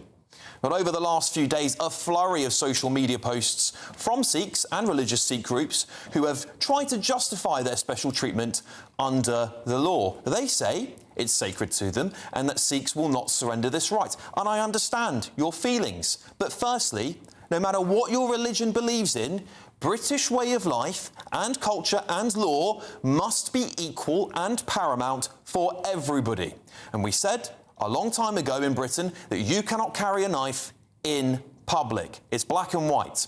You cannot profess to be assimilated and integrated if you do not understand why British people don't like your right to carry a knife and how it comes above their safety. Secondly, it is total rubbish that Sikhs won't give up their ceremonial knives. Denmark, Sweden, France, Italy, the UAE have all banned carrying the kirpan in public, and Sikhs have complied willingly. The death of Henry Novak is a turning point. It should be a turning point. The 18-year-old man was killed by a Sikh man carrying a 21-centimetre kirpan who drowned in his own blood. You know the story. Digwa, the murderer, and his family lied to the police and tried to cover up the crime. His mother, by the way, has also been convicted and should be deported back to India, if you ask me. But on the whole, we all know Sikhs are law-abiding citizens, yes, but inequality under the law creates a state of privilege that I believe fosters the kind of cultural division that we need less of in Britain. It is that simple to me. Should we get the thoughts of my panel? GB News contributor and commentator Chloe Dobbs and political commentators Jack Anderson and Seb Salek. Good evening. Chloe, I'll start with you. My view on this is really simple. Everyone in this country should be treated the same under the law. We should not have special exceptions for anyone, despite their culture, despite their religious beliefs. We decided in Britain a long time ago that knives being carried in public was not the right thing for this country, and we moved on from that. Sikhs have a special exception for their cultural and religious reasons. I understand that, but it has unfortunately now led to someone dying. When gun violence happened in this country, one incident was all it took, one mass shooting. We said no more guns. We put them aside. That is a decision we made as a culture. Do you think we should ban the kirpan? Yes, I agree with you. I think that, as you said, on the whole, most Sikhs will be law-abiding citizens, and they'll say that this is part of our culture, and most of us aren't ever going to use it. Yes, of course, that is the case, but reality is that in any community, even if the majority of them are law-abiding, you will get some people that are mentally unwell, and I think that a weapon in the hands of someone who is mentally unwell is extremely dangerous, has turned out to be the case with Henry Novak, and I don't want to see another incident like this again. Axel Rudikabana, of course, used used a knife to murder those beautiful, innocent little girls in Southport. Again, a mother saw the rapper after he'd left the house and didn't bother to do anything about it. Like how the mother here decided to take the knife home and try and hide it. And I think that people will say, oh, knife crime's going down, it's not really much of a problem. I think it is going up. I think a lot of the time it's just not reported and people get away with it because of issues with policing. I think people are, a lot of people are terrified. In London, for example, we've seen all sorts of videos of people basically having duels with machetes in broad daylight, which is just beyond me. And I think we've got a very soft touch approach to knives in general, not just the Kirpan, but everything in this country. So I think, yes, we should ban the Kirpan, but the knives that are already banned, we need to get much, much stricter on those as well, because that's where the majority of knife crime comes from. It should be the case that if you are found with a knife, that's it. You're going to spend time behind bars. It shouldn't just be a slap on the back of the wrist from the police and say, oh, don't do that again, as is often the case. Jack, what do you think? I agree. I think it should be banned. But, we're talking about knives. The murderer was actually carrying 2 knives. So he was clearly, someone who was wanting to go out to commit violence. Nobody is carrying 2 knives for the sake of it. I think Chloe's right. No other group in the country are allowed to carry knives in the street. And, it's about making sure that there's equal treatment. And the problem is Sikhs, I think, have been exposed to preferential treatment, and now they will hopefully be exposed to equal treatment, which is absolutely correct, and as should be the case. And poor Henry had his whole life ahead of him. As you said, he was 18 years of age. He was coming back from a night out. He was studying at the University of Southampton, and absolutely agree with you. His mother tried to cover this crime up that her son had committed. This is Digwa, and his mother should be deported and not be allowed back in the country for helping to try and cover up this horrific murder. No, absolutely right. Sticking with the theme of the Kirpan, Seb, what's your thoughts on it? Look, I mean, this was tragic. It was an awful, awful murder, and I'm pleased to see that this is playing out. And look, I hope that those involved feel the full force of the law. That's what the law's there to do. I don't think this is a cause to ban the Kirpan. We just don't have a pattern of violence there. They're typically very small. I gather that the one that was used for this murder was very unusual. And going to ban something is a very extreme response. Other countries have legislated differently. Some have mandated that it be sewn into clothing, which makes it difficult to remove. Others have come up with other solutions. So look, if we are going to have a debate about this, let's consider the full range of options. Let's not leap straight to a ban. I think that would be quite short-sighted. I don't think it's extreme to ban it, given that we don't consider it extreme to ban knives in this country. I mean, maybe Americans who have their constitution and have rights to have guns would think that our views are extreme, but I think most Brits who have lived in Britain most of their lives would say banning knives is completely normal. But the point of the Kirpan is it's not meant to be used. If you're carrying a knife for defensive or aggressive purposes, then of course that's a terrible thing, because it is there to cause violence. This is a religious symbol. It's not far from a crucifix. But that's what Americans would say about guns that they carry. We're not supposed to use it. It's just there for a rare. Well, no, they're saying it's for defence, aren't they? And that's the problem, because people who carry knives for defence should also feel the full force. But that's the point, isn't it? Is there any reasonable exception in which this knife could be used that is actually, something we all agree with? Should you be allowed to use a knife in self-defence? In which case, everyone should be allowed to. But the law covers that, doesn't it? Because the law allows Sikhs to carry the Kirpan, but the second they use it for any form of aggression, they are not covered. And that's exactly what's played out here. That's why he's being prosecuted. And I take your point, and again, I wanted to make this piece because it's not about hate for Sikhs or hate for their way of life. It's about equality under the law. And I think British people get really upset when they see that certain groups are treated exceptionally above them. But this is the crucial thing. If I wanted to carry a knife with me at all, even if I had it in my pocket and a police officer stopped me, I would be arrested. Yes, that is not the case for Sikhs. No, and look, I think we have to make a really clear distinction between equality and equity. And I want to see equity, which is about treating people fairly, but not necessarily exactly equally. In the same way that, it's a weird example, but come with me on this one, I can walk into a pub and buy a pint. A 15-year-old can't. So we are not equal under the law, but we are equitable under the law. And that means giving rights to some people and not to others. And that's if you want to have an inclusive country that we have. I think we do a really good job of that. That's what we have to do. I don't want us to become a France. I think they've got this wrong. Jack, do you think we should have equity over equality? Well, I'll pick up on Seb's point about it being an extreme reaction. I don't think banning a group from carrying knives on the street is an extreme reaction when a member of that group has committed a murder. Yeah. I don't think that's an extreme reaction. I think it's a perfectly justifiable reaction. I think it's a reasonable reaction. And again, absolutely, I'm a big believer in equality under the law. There is no reason why any community in Britain should be carrying a knife on the streets. What about air rifles? What about hunting equipment for those who go fox hunting or beagling, whatever they do these days? Should we ban all of those weapons? From carrying them on the street? Or just from owning them full stop? Don't you have to have a mental health assessment in order to own one of those? You still have them, don't you? You have lots of people who carry air rifles. Is the issue here... But you'll have them taken off, as was the case with Andrew Mountbatten and Windsor. They had the police come, didn't they, and took those when they were concerned about his mental health. Because the main thing is weapons in the hands of people with mental health So should we then do mental health checks on Sikhs before they're allowed to carry a kirpan? Because you're advocating for an outright ban, so the equivalent would be ban all air rifles. I mean... Possibly that would be a kind of middle ground solution. However, I think when it comes to air rifles, they are being used regularly for a purpose, and people would say that to ban them would change people's way of life. It's a literal gun, though. People who use them, day to day for specific purposes, it would have a significant impact on their way of life. The Sikhs would say the same, I think. Well, it's just something that you wear. It's just kind of got a very old symbolism, and I think that the Sikhs are a very reasonable community. I think the fact that they've been willing to agree to this ban in all of these other countries that I don't think they've been willing to agree to it.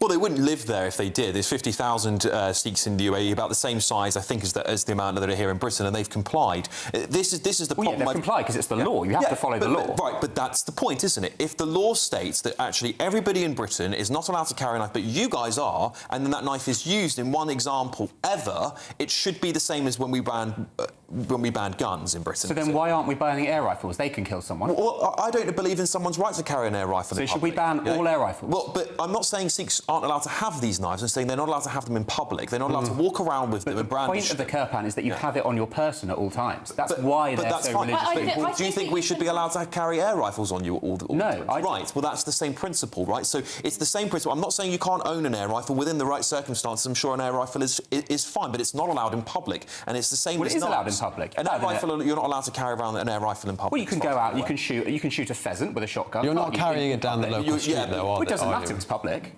The point is... I don't think it's different at all. I think we've got double standards. No, I don't think so. I think that you can have freedom of conscience in the country whilst also requiring religions to keep up with the modern times. So if there's talk about the burqa, which may be a bit more controversial, but for example, if someone reads their religious book with an interpretation that it's okay to stone homosexuals and to beat your wives, I think we quite rightly say, no, sorry, we're not allowing that in this country. I just feel really uncomfortable that we're saying, let's ban this weapon that's usually about this big, that's carried on people's person and is a sacred religious object, but this shotgun that routinely kills animals, that's absolutely fine. But this is the thing. If farmers started, if any farmer went around and shot people, there'd be calls for those guns to be banned and controlled. Well, but it's very rare. Look at White House Farm. That was decades ago. Why haven't we banned? But the difference is that farmers are not allowed on the streets in Britain to walk around with the rest of us with those shotguns. They would be arrested for doing so. My point is, even if a Sikh person was attacked, what's stopping the attacker from taking that knife and stabbing that person, the Sikh, with it? It's also about protecting that person. But I think the broader point I've got about it, and I'll put this to you, Jack, is culturally, Britain has made lots of exceptions for different groups for lots of different reasons. And actually what that's causing in Britain is intolerance. It's causing a rising cultural war that is playing itself out on the streets, on social media constantly. It's causing division. And I think the only way you fix that is by saying you are all treated the same. It doesn't matter. When you come to Britain, we already have established values, culture, religious understandings of the way things happen in this country, and you should abide to those without wanting those to be changed to suit you, because when you change things to suit specific groups, why don't I get a specific set of rules? Why can't I make my own culture and say I want a specific set of rules? Well, I think that's right, and you can see that actually in the reaction and how the murderer tried to basically lie to the police and the authorities. He said that he was acting in self-defence because Henry Novak had racially abused him. That's turned out to be totally false. There's no evidence for that. So you can see actually that there are individuals in certain communities that are trying to use special exemptions and special treatment in a way get ahead. And in this case, he tried to do it to try and cover up the fact that he'd murdered this poor young man. Yeah, well, what do you make of that, Seb? Yeah, I think that's perfectly fair. In this instance, this man has been abhorrent in everything he's said and done, but I don't think we can extrapolate that and allow the entire Sikh community to be worse off as a result. It's really, really poor race relations and religious relations, and I'm really proud that we as a country integrate different nationalities, different religions really well. There's nothing wrong with that. There's nothing wrong. Just 1 second. There's nothing wrong with what you're saying there. However, there is a point to be said, actually, that this is something that's dangerous. This weapon is dangerous on me. Even if it's that big, that can still kill somebody. You can put it into your neck and you'll be dead, right? No matter what the size of a knife is, you're not allowed to carry them on airplanes for that exact reason, right? It's the same security rule there. And what I'm saying is that in Britain, we have determined this is a dangerous weapon. If one more... for the rest of British history, if another Sikh person commits this crime, which, in all probabilities is likely at some point in time, I'm not saying it will happen, but it is likely it will happen again at some point in time, either that weapon is turned on someone else or it's used on somebody. Where do you say the line is? Where do you say, actually, no, this is a weapon, we need to ban it? It's like we did with guns. But I could ask you about that, about all sorts of objects. I could ask you that about syringes. Are we going to ban all syringes? And we're going to see uproar from the diabetic community? I don't think we should do that. It's just not a sensible thing to do. You have to balance probabilities of risks and with respecting people's religions. Chloe? I just wanted to go back to your point there about races and religions being able to integrate in this country. I think as a country, we do have a good history of integrating. A lot of people may cry racism a lot lately, but we are a very tolerant country. But the reality is the best way to make sure that one group of people gets bullied is to treat them better than everyone else and to give them different treatment, give them some sort of priority. And in this case, the Sikhs being given some sort of special treatment with regards to knife. If you treat everybody equally under the law, that is the best way that you can make sure that different communities respect each other. This is why when it comes to the migrant crisis, we have so many tensions at the moment because people are infuriated that they are treated better than other people. But look at the logical extreme of that. The way to treat people equally is to adopt a policy of secularism, as they've done in France. I think that's a mistake, because then you are curtailing everybody's religious freedoms, and that's just not a country I want to live in. What do you make of it, Jack? Do you think we need to be a bit tougher on minority exceptions in Britain? I mean, France has banned things like the burqa being in public spaces. There's other countries that go much further than that. We have become very tolerant of that as a society, and maybe many people will say that's a good thing. Many people will say, actually, that is...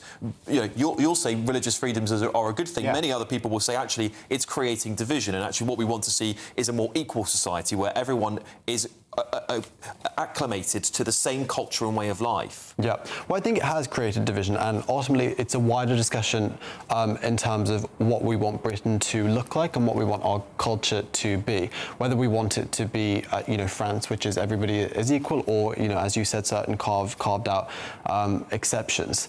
For me, I would like Britain to remain a predominantly British culture and British way of life.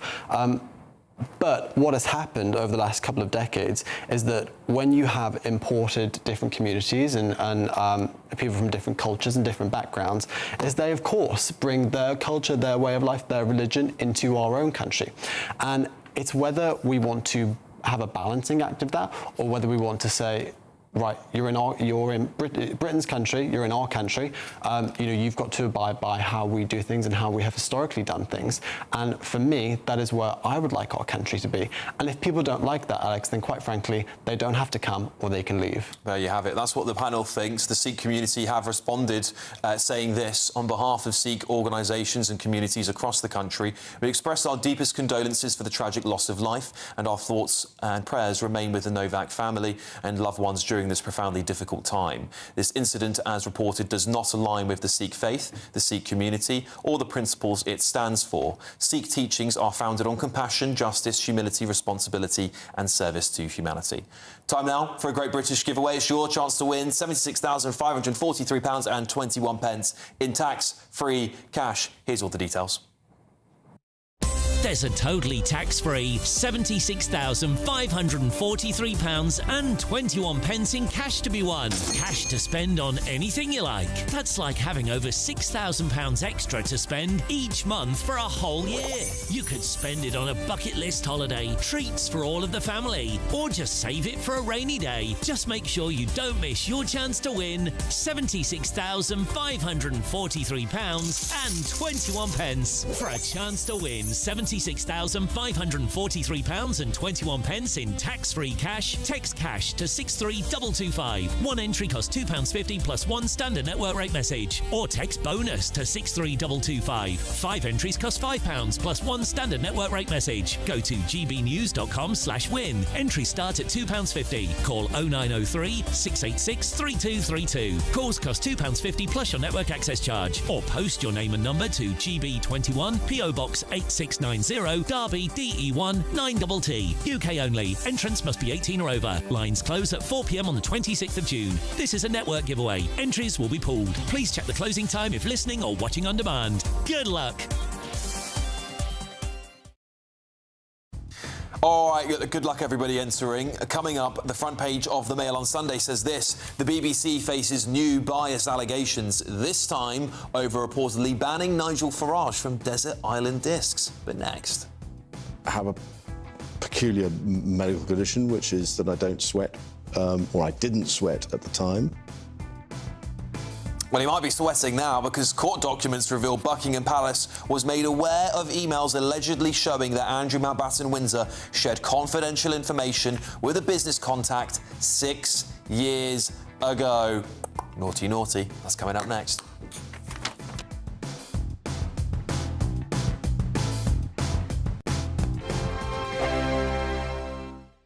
From court mornings to warm family brunches, From football to tennis in the car, in the kitchen. GB News breakfast is there. with the stories you need and the conversations that matter. Anyway, let's talk business. Well, it has been a historic night in British politics. It's astonishing, isn't it? We're here again. To start your day just right. GB News breakfast. Every morning from 6 a.m. Only on GB News. Britain's news channel. Westminster, the ultimate clique. And you're fighting like rats in a sack. But here on the Camilla Tominey Show, we ask the questions the establishment media is too scared to ask. OK, let me ask you a straight question, because I know you're a straight-talking politician. Whether it's net zero, illegal immigration or law and order, nothing is off limits. You had the power then. Yeah, as I and say, now you've lost it. That's the Camilla Tominey Show, a politics show that's fearless. But no, let me finish my question if you don't mind, because it is my show. Sundays at 9:30, only on GB News, the People's Channel, Britain's news channel. I've been in Westminster for a long time, but I know that though power may be here, its effect on people's lives is across the whole of the country. We may be where rules are made, but it's where they're implemented that matters. Join me, Jacob Rees-Mogg, for forthright and frank discussion on where Britain has come from, where it's going, and where it will end up. That's State of the Nation, Monday to Thursday, 8 to 9 o'clock. Vox Populi, Vox Dei. As soon as it hits 11 and the headlines come in, the late edition brings you the breaking news from all the front pages. because the news is going to happen. So get a head start today. Patrick Christie's tonight, late edition. Alex Armstrong tonight, late edition. From 11 o'clock every night. Only on GB News, the People's Channel, Britain's news channel. At the stroke of midnight, the news doesn't stop, and neither do we. Day in, day out. Forget stuffy late night TV shows. We're giving you a front row ticket to the centre of the political universe. Because breaking news doesn't wait for the morning. And neither do we. Join us for one of the most controversial and volatile times of politics in human history. A very big story. Big story over here. You won't get this anywhere else. The Late Show live at midnight, every night. Only on GB News. Bold. They are under no illusion. Ray, are you a human trafficker? Boundless. I've had enough of the nonsense, and I'm not afraid to say it.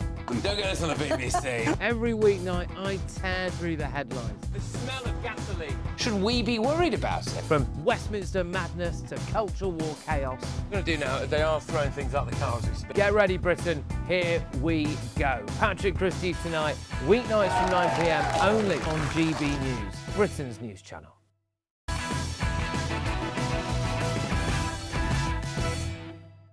Welcome back, everybody. Court documents reveal Buckingham Palace was made aware of emails allegedly showing that Andrew Mountbatten-Windsor shared confidential information with a business contact 6 years ago. The revelations come from a cache of up to 30,000 emails submitted to the High Court relating to his tenure as a trade envoy. The documents suggest one of the former prince's business associates was sent to the Lord Chamberlain, the palace's most senior officer.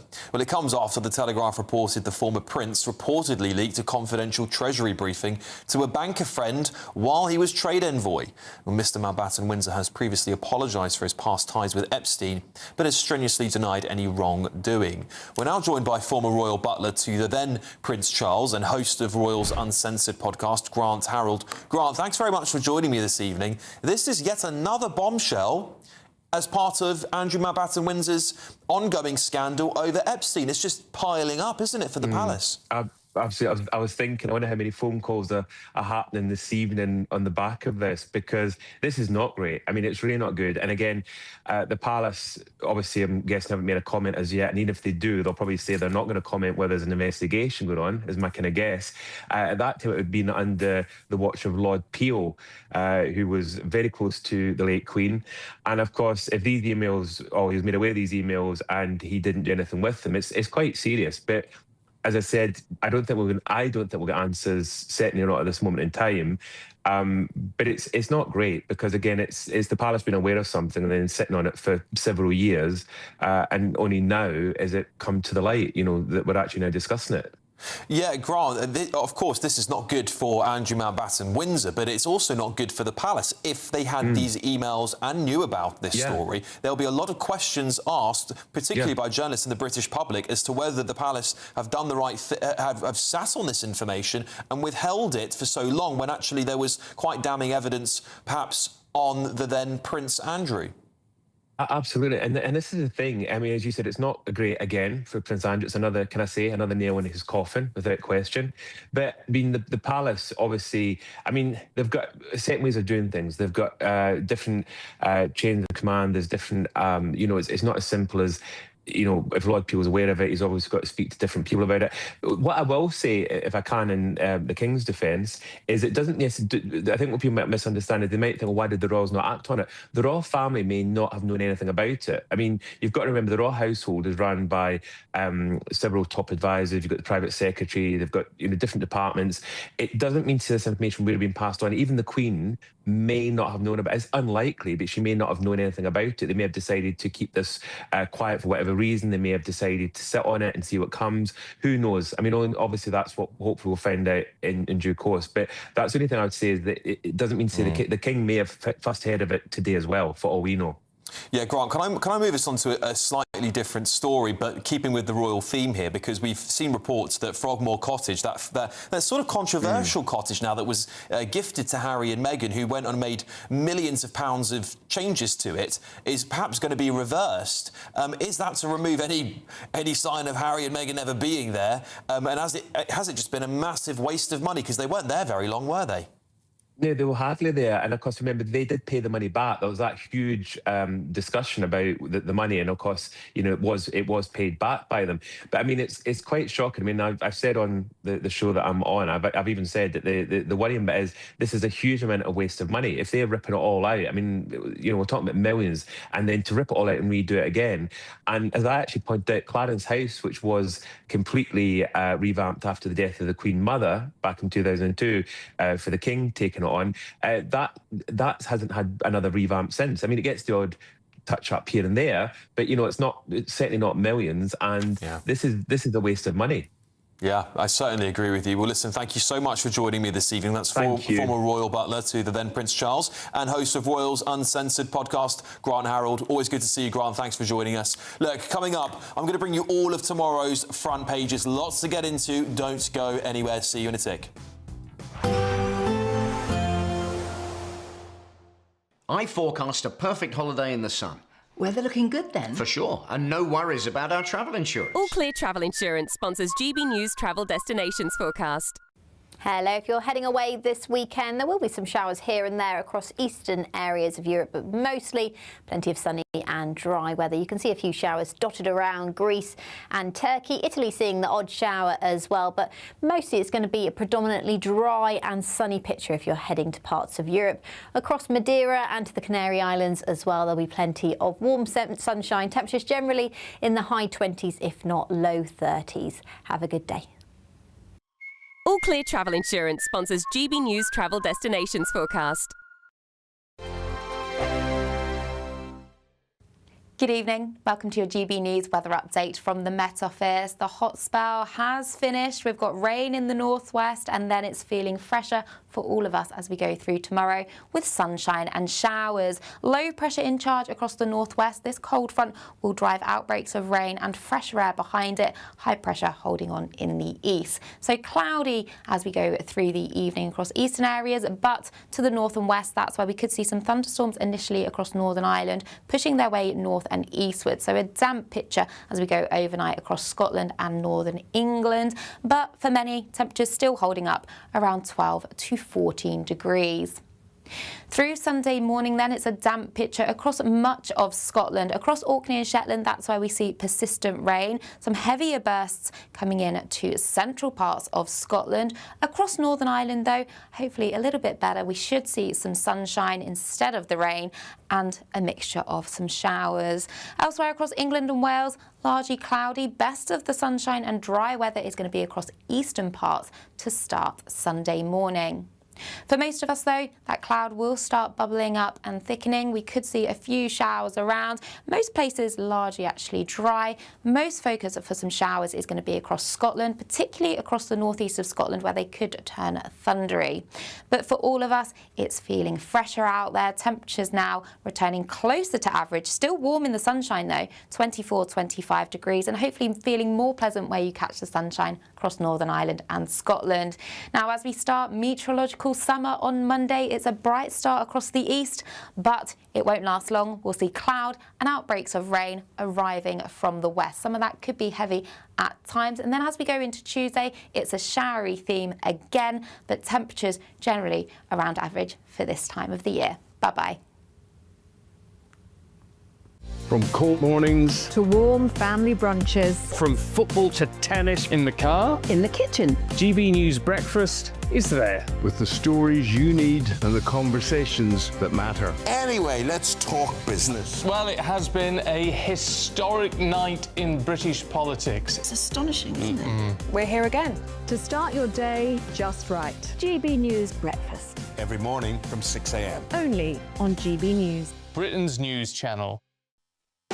You want to know what's really going on in the corridors of power? Labour don't know what to do with you half the time, and that makes you quite lethal in the chamber. Get behind the headlines with Chopper's Political Podcast. Join me, Christopher Hope, as I sit down with the great and the good of British politics. We'll see where this ruling takes us. These are the stories shaping our nation. Chopper's Political Podcast, available now on all platforms. Listen in and stay ahead.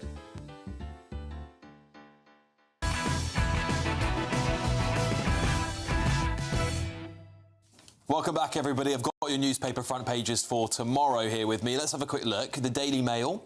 BBC bias row after Desert Island's discs indeed banned for Farage. We'll talk about that in a second. There's a little bit of BBC bias going on there. Who would have thought it? The Sunday Express. Keir's EU resets will keep food inflation high. The front page of the Mirror.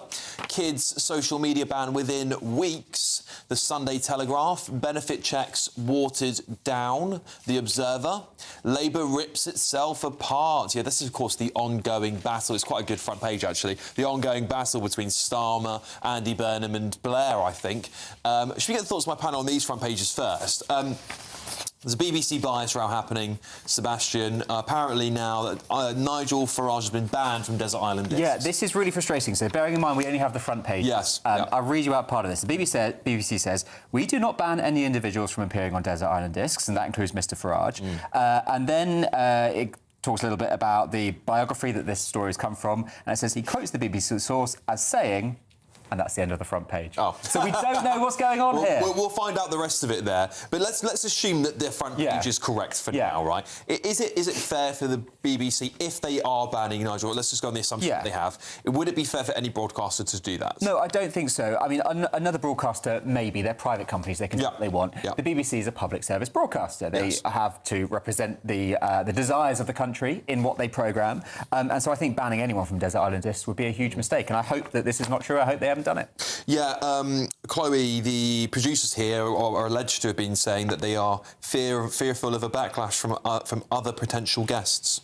Yes, well, for the part for me that was most shocking was it saying that apparently woke corporation staff feel unsafe in the presence of Nigel Farage. And although that sounds crazy to us, I think at the BBC it's kind of predictable. The reality is that at the BBC, their idea of the middle ground is miles from it, such that they think that people like Nigel Farage, who is leading the party that is the most popular party according to the polls in the UK at the moment, I wouldn't be surprised if the average employee at the BBC thinks that Nigel Farage is some sort of evil, racist monster. Same with Trump, someone who you would be terrified to be in a room with. And we also heard the accusations of staff at the BBC putting spit into his makeup and whatnot, which just shows the contempt that some people at this broadcaster may have if these accusations are true for Nigel Farage, which I think is disgusting. It just goes to show how little tolerance there is at the moment for people that we disagree with. I think people have just become so polarised now that they think that anyone who doesn't fit their worldview must be some kind of evil monster. Whereas if you actually brought Nigel Farage in and sat down and had a chat with him, you'd probably realise that you actually agree on a lot more than you disagree on. Yeah, I guess, Jack, the thing is that Nigel Farage is coming through with a party that is a breakthrough party. It's leading the polls. It has led the polls for the last, 6 months, 6 to 9 months or so. And you do get organisations that still perhaps think that this is a far-right movement. There's producers perhaps scared of Nigel Farage. We saw that, was it a council somewhere giving out mental health support because Nigel Farage visited their constituency? And things like that make you go, right, well, this story might have some credence to it. Yeah, I mean, what this story is a good lesson in how woke actually operates, which is it isn't necessarily at a management level or at a senior leadership level. It's actually usually the employees and the people on the shop floor. So, things like venues, earlier on in the early days of the party to host events, certain venues would pull out, not necessarily because the owner didn't like Nigel, didn't like reform, but because essentially the staff would refuse to work the event. So it's really a good lesson in how woke actually operates, which is at a shop floor level, and essentially, the staff essentially say, we will not operate or do our jobs if you, aka management, follow through with this decision. Well, it doesn't matter because we're Britain's #1 news channel now anyway, so just come and watch Nigel Farage on here when we're not in Purda. The Sunday Mirror. Let's just go to the Sunday Mirror quickly because child safety fears, kids, social media ban within weeks, Tech Minister's strongest hint yet over online age block. This is Liz Kendall, of course, hinting towards this here. A social media ban for under 16s. This is this divides people, this topic, and it doesn't divide people on left and right issues. It's more of a, I guess, as it always is with sort of tech bans, it's a safety thing for kids that's being sold as. People who are more libertarian would go, actually, this is not good for kids, and actually parents need to do a better job. What do you think, Sebastian? Jury's still out for me on an outright ban. Yeah. Part of it feels a little bit extreme. I do think we need to legislate. This is an area that needs regulation. We've been incredibly slow on that. The algorithm has been doing its thing for a number of years now. And look, I think it affects all of us. We have this very narrow discussion about children, but we are all in hock to the algorithm. The wider point, though, is how much power this government has to make any legislation. We're in a period of extreme political uncertainty. We could have Andy Burnham in Parliament within a matter of weeks, and that changes things in its entirety. So I don't know where he stands on this. It may be something that he, if he does end up becoming the Prime Minister, wants to carry on with. But I think all political announcements have to be treated with a certain level of caution until that moves. I guess the only saving grace for the Prime Minister here, and I'll put this to you, Chloe, is that the Tories have backed a social media ban as well, I believe. It's their policy as well. So they would probably have the numbers, even if you've got a rebellious bunch. And I can't see Labour MPs rebelling against this, but even if you did, the Tories would probably prop up the bill. So this seems like perhaps something that Keir Starmer can take a bet on without losing.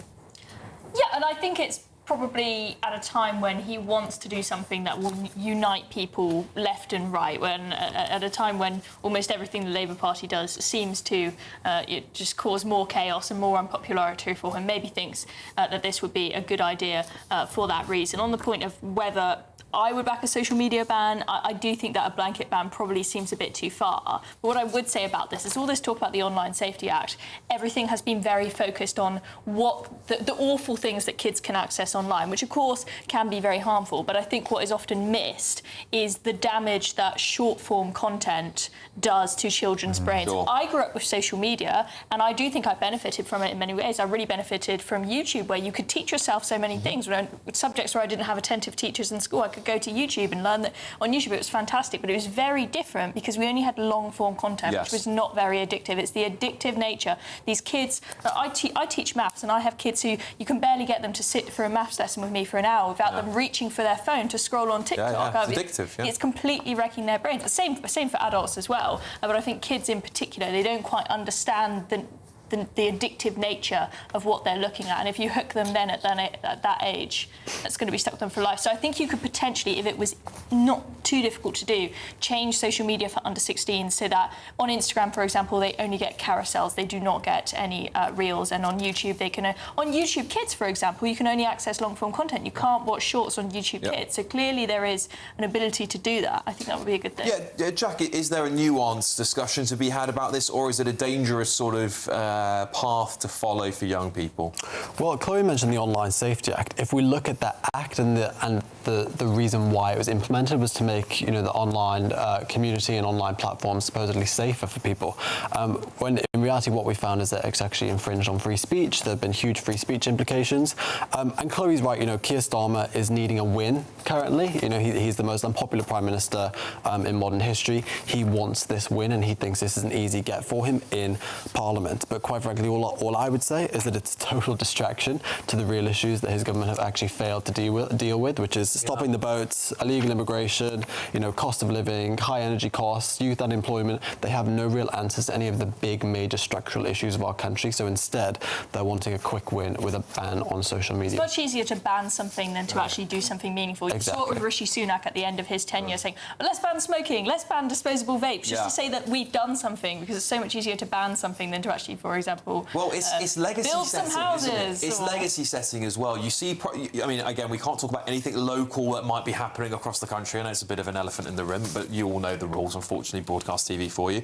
But it seems to me that this is a Prime Minister thinking, what can I actually get done by the time I might be out of office, perhaps, that I can get broad support for, that the public actually like. But that's pragmatic leadership, isn't it? Sure. Some things require large coalitions, private sector on board, take years to play out. Some things are easy and quick, and it doesn't mean they're bad, and it doesn't mean you shouldn't do them. No, I'm not saying, I mean, Theresa May had the, what was it again? It was the slavery, protection for modern slavery stuff that she delivered. Rishi Sunak tried to do the vape and the all that sort of stuff. Sort of got there, sort of didn't in the end. And now Keir Starmer seems to be looking perhaps for his final hurrah, the big thing he can go, well, I banned social media for under 16. Is that what it is?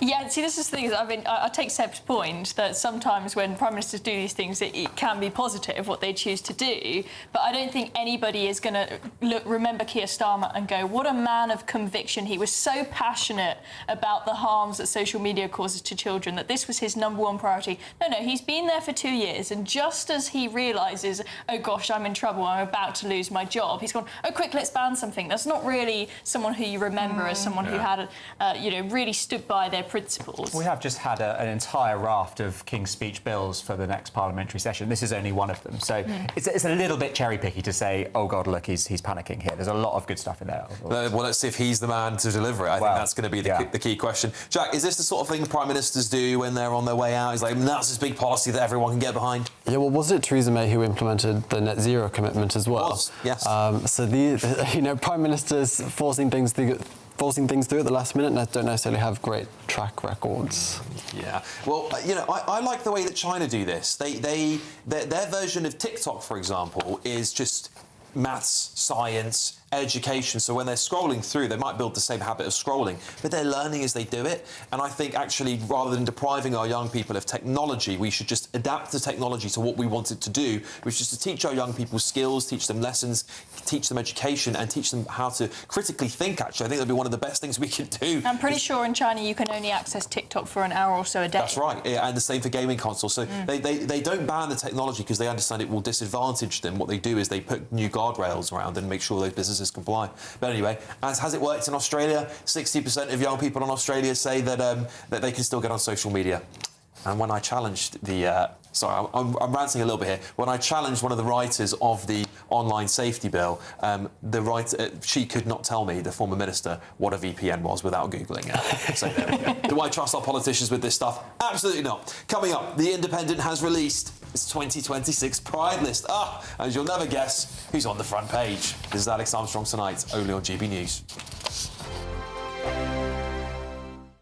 As soon as it hits 11 and the headlines come in, the Late Edition brings you the breaking news from all the front pages. Because the news is going to happen. So get a head start today. Patrick Christie's Tonight, Late Edition. Alex Armstrong Tonight, Late Edition. From 11 o'clock every night. Only on GB News, the People's Channel, Britain's news channel. This is GB News, Britain's news channel. It's a Lancaster, the mightiest aerial engine of destruction ever conceived and built. It's one of the most famous aircraft in the world.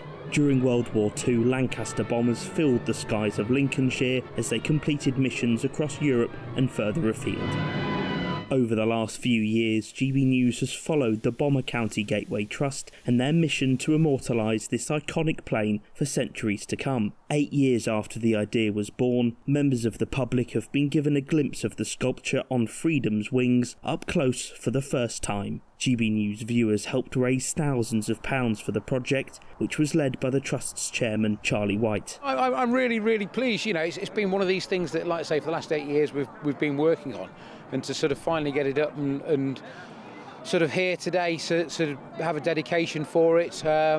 Yeah, it's so special. The idea when we sort of put it up here 8 years ago was that people could drive down the A side of the A46 and see it, and just make them smile. You know, the welcome home to Lincolnshire, or welcome back into Nottinghamshire. We think it's it's an over £1 million project with sort of over £500,000 raised, sort of public donations and sponsorship. It's people that have come along and wanted to help. They have some connection with the military or the RAF, and they just wanted to be part of it. The design is based on Lancaster VNN, which crashed on its return to RAF Swinderby in September 1942 after both portside engines failed. Weighing more than 100 tonnes and taller than the Angel of the North, this sculpture welcomes people into Bomber County. This site will officially open for visitors later in the summer, inspiring future generations and ensuring we don't forget the sacrifices of Bomber Command. GB News, the People's Channel.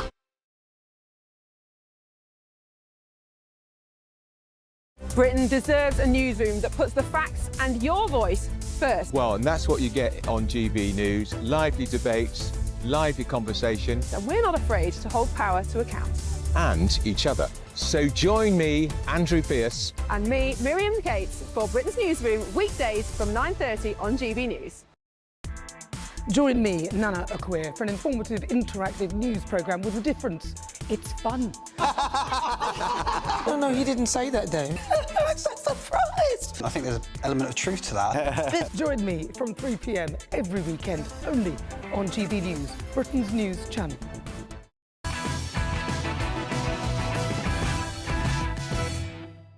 Let's return to the front pages, shall we? The Sunday Times. Wes Streeting and Jeremy Hunt, intervene on the growth crisis. Is everyone just putting their 2 pence in now? Shall I give my 2 pence as what we should do to fix the growth crisis as well? Might as well. Sunday People. Andrew emails sent to Palace. Yeah, new call for inquiry after claims royal household given file 6 years ago that appears to suggest he shared confidential information. That's not a good look for the Palace, unfortunately. It's really not. The Independent, they've got their Pride list, haven't they? Their Pride list of 2026. We've all been waiting for this list, haven't we? This is what we've been waiting for tonight. Look who's on there. Alan Carr on the top left, yes. And on the bottom right, can you familiar face there? It says Zach Polanski, isn't it? Yeah, that's what it is. Yeah. Yeah, I'm not sure how I feel about all of that, if I'm being honest with you. I'll make my own list. I'll make my, like, a hate list of people I dislike the most in the country. That'll be the opposite of the pride list, perhaps. The Sunday Telegraph, or the unpride list, there we go. Sunday Telegraph, benefit checks watered down. Sir Keir Starmer is watering down checks on... Let's stick with this paper, actually, and go to my panel. So just to read this a little bit to you, Sir Keir Starmer is watering down checks on benefit claimants to prevent the welfare system from collapsing under a record backlog of mental health cases. Well, officials have warned that the welfare assessment system is at risk of falling over and there is immediate need to make changes. They said a significant and continuing rise in new personal independence payments claimants had contributed to a substantial backlog in reviews. Yeah, so, Chloe, you've had a little look at this story. At a time when the benefits bill is running away, is it right to then be watering down those rules? No, not at all. And I think that this is another example of Starmer and his government not understanding the psyche of the British public. One thing that is central to the public's frustration with most of the government's actions has been their frustration with unfairness. Even if it takes longer and it costs a bit more money to make sure that benefits are administered in a fair way, the British public will be happier. But what you've got is Keir Starmer and his chums looking at a spreadsheet going, oh, this will save a bit of money, this will change the goalposts a bit, let's do that. And it was the same with when we had Shabana Mahmood announce, so maybe we'll offer families up to, what was it, 10 or 20 grand 20. to leave the country. Well, I think it was 10 grand per person, right? So in the family. I think it was a family of four could get to. But regardless, an insane sum of money. And Shabana Mahmood just looked at the numbers and said, oh, this is cheaper than housing them in the country for a year, so this makes sense, everyone will love it. But no, it's extremely unfair. Everyone's thinking, oh, I could desperately do with 10 grand right now. I'm here, you know, putting the pennies together to do the grocery shop at the end of the week, and someone's getting 10 grand to go back home. It's a great British giveaway, isn't it, really? I know. Except all you've got to do is say you want to leave Britain. I think there's loads of Brits, 250,000 of them lining up to do that. Imagine that. Brits just hate unfairness, and this is their frustration with migrants being handed 4-star hotels. Even when people say, oh, but it's such a small amount of money that we spend on them. Even if it is a small amount of money, it is the unfairness that British people absolutely despise. Sebastian, what do you think? I'd take a policy that has poor optics, but with upside for the taxpayer any day of the week. Yeah, people have got to go out and defend it on the airways, but ultimately, if it saves people money, if it saves us and everyone at home money, it's a good thing and it's good policy making. What about these watering down of the system? Do you think it's fair? Do you think it's fair while the mental health claimants are rising, that just water it all down? Well, all they're doing is saying, rather than assessing you up to every 9 months, we're going to assess you every 4 years or something like that. So it's just reducing that amount, and it's cheaper, and it takes the strain off the system, and you have to do that. Look at the state of the system. We can all agree it's a total mess. So we've got to find ways to ease the burden on it. 4 years compared to 9 months sounds ridiculous. If someone gets benefits for example, anxiety, to assume that they're going to have anxiety for 4 years, when actually after 6 months they might have sorted their mental health out, be absolutely fine, and then be living their life on benefits, seems deeply unfair to me. Jack, what do you think? Well, an idea has just popped into my head, actually. Is this a way of Keir Starmer maybe almost throwing a bone to Labour MPs? To basically say, you know, if you keep me in my position, you'll sort of get what you want. You know, I'm not going to radically change the benefit system. You know, I'm going to make it almost easier for people to remain on benefits for a longer period. So, I mean, I could be a conspiracy theorist, but it's definitely an option that I think anybody who would advising him would consider. Especially if you're trying to keep your job, perhaps. Exactly. Not to mention, of course, other things that might be happening that might put that job in jeopardy. But I guess this is the thing, right? British people do want a bit of common sense in the system, particularly when the benefits bill is going to, what is it, set to rise to something ridiculous like 41 billion by 2030. It's just unsustainable. But then to push another 4 years down the line, that would take us to 2030. Well, you can have common sense, but it's going to cost you a premium. And you have to ask people, are you willing to pay extra taxes to cover that common sense? I suspect most people would say no. Yeah, interesting. Very briefly, Pride list. Happy with the people on the list so far. You can see on the front, Zach Polanski maker. You know who's not on there? Perhaps Wes Streeting. You know, man of the moment at the moment. He hasn't made to the front page. Well, he hasn't made the front page, has he? No. Yeah, look, they all look like lovely people, don't they? I can spot a couple of familiar faces on there. I think it's two of them. It's nice to celebrate. Do you think we should? Well, do you think we should have a pride list? Yeah. Seb, you do? Yeah. I think you could have one, but does it really need to be the front page? I think people are just... It's the Independent. What do you expect? There's International Women's Day. We get one day of the year for women, but Pride is... Gays get a whole month. It's Pride Month, and they seem to try and drag it out even longer. It'll be Pride Year next than a month. And I think that there are a lot of gay people who themselves are frustrated with the huge spectacle that it's become. I mean, it is a spectacle. I mean, this is the problem, isn't it? Is that there's not a straight list, is there? You know? Should we have a straight list? Should we have a straight list, Jack? Best straight people of 2026? Yeah. Let's just balance it out. You know, I'm all for equality. I'm all for equality. Listen, we've got loads more to bring you in the next hour. Stay with me, because we're going to talk about that Pride list. I'm going to dig in and find who's in there, and I'll give you my unpride list. How about that for a late edition? But first, we're going to get your weather.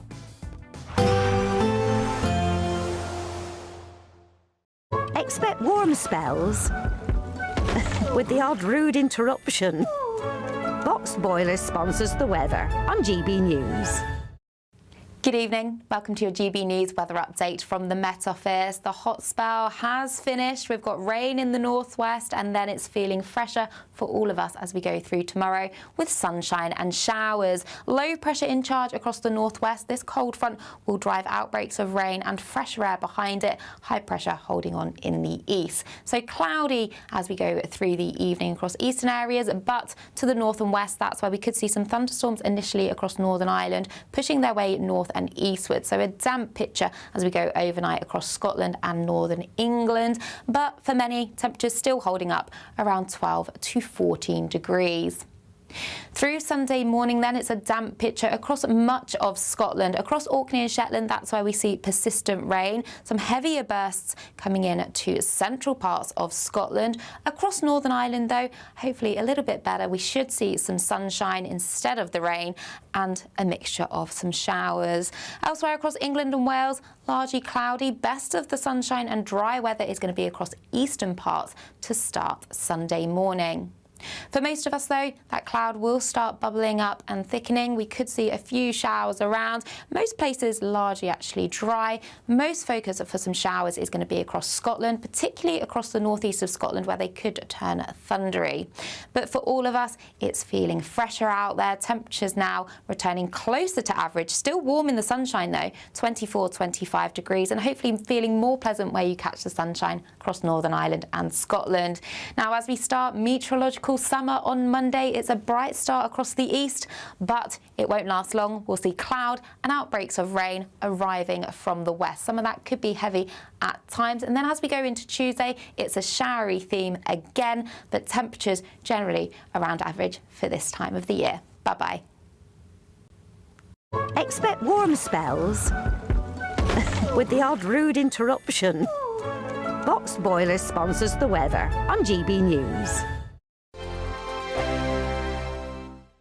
We're counting down to a spectacular summer. It's your chance to win £76,543 and 21 pence in totally tax-free cash. A lump sum that you could have in time to splash out with this summer. And because it's tax-free, you get to keep every single penny. For a chance to win, text cash to 63225. One entry costs £2.50 plus one standard network rate message. Or text bonus to 63225. 5 entries cost £5 plus one standard network rate message. Go to gbnews.com/win. Entries start at £2.50. Call 0903 686 3232. Calls cost £2.50 plus your network access charge. Or post your name and number to GB21 PO Box 8690 Derby DE1 9TT. UK only. Entrance must be 18 or over. Lines close at 4 p.m. on the 26th of June. This is a network giveaway. Entries will be pooled. Please check the closing time if listening or watching on demand. Hi, I'm Michelle Dewberry, and my show is your opportunity to cut through all the noise and dive in headfirst to some robust debates. Ideas clash. Situation, isn't it? Because the failure is... You're deliberately avoiding my point. Nothing's held back. And if you think this is the end of it, wait for more. And we do not shy away from the difficult stuff. Sometimes I want to shake people and say, if only you understood. So join me on Jubes & Co weeknights at 6 p.m, only on GB News, Britain's news channel. Westminster, the ultimate clique. And you're fighting like rats in a sack. But here on the Camilla Tominey Show, we ask the questions the establishment media is too scared to ask. OK, let me ask you a straight question, because I know you're a straight-talking politician. Whether it's net zero, illegal immigration or law and order, nothing is off limits. You had the power then. Yeah, as I and say, now you've lost it. That's the Camilla Tominey Show, a politics show that's fearless. But no, let me finish my question if you don't mind, because it is my show. Sundays at 9:30, only on GB News, the People's Channel, Britain's news channel. Exciting news. Every Friday, my Patrick Christie's Tonight Show is going to have a twist to it. We're welcoming some special guests. You. That's right, on Fridays I'm going to be doing my show in front of a live studio audience, because this show is about you and what you have to say. It's going to be the same big debates, same big topics, same big opinions, but every Friday night at 9 p.m. you are invited to come on down to Patrick Christie's Tonight to be a part of the action. Only on GB News, the People's Channel, Britain's news channel. Breaking news, live updates, stories that matter. From the heart of the GB newsroom to every corner of Britain, with our team of dedicated journalists across the UK. GB News bulletins are there to deliver the latest news that matters to you. Bulletins on GB News, the People's Channel, Britain's news channel.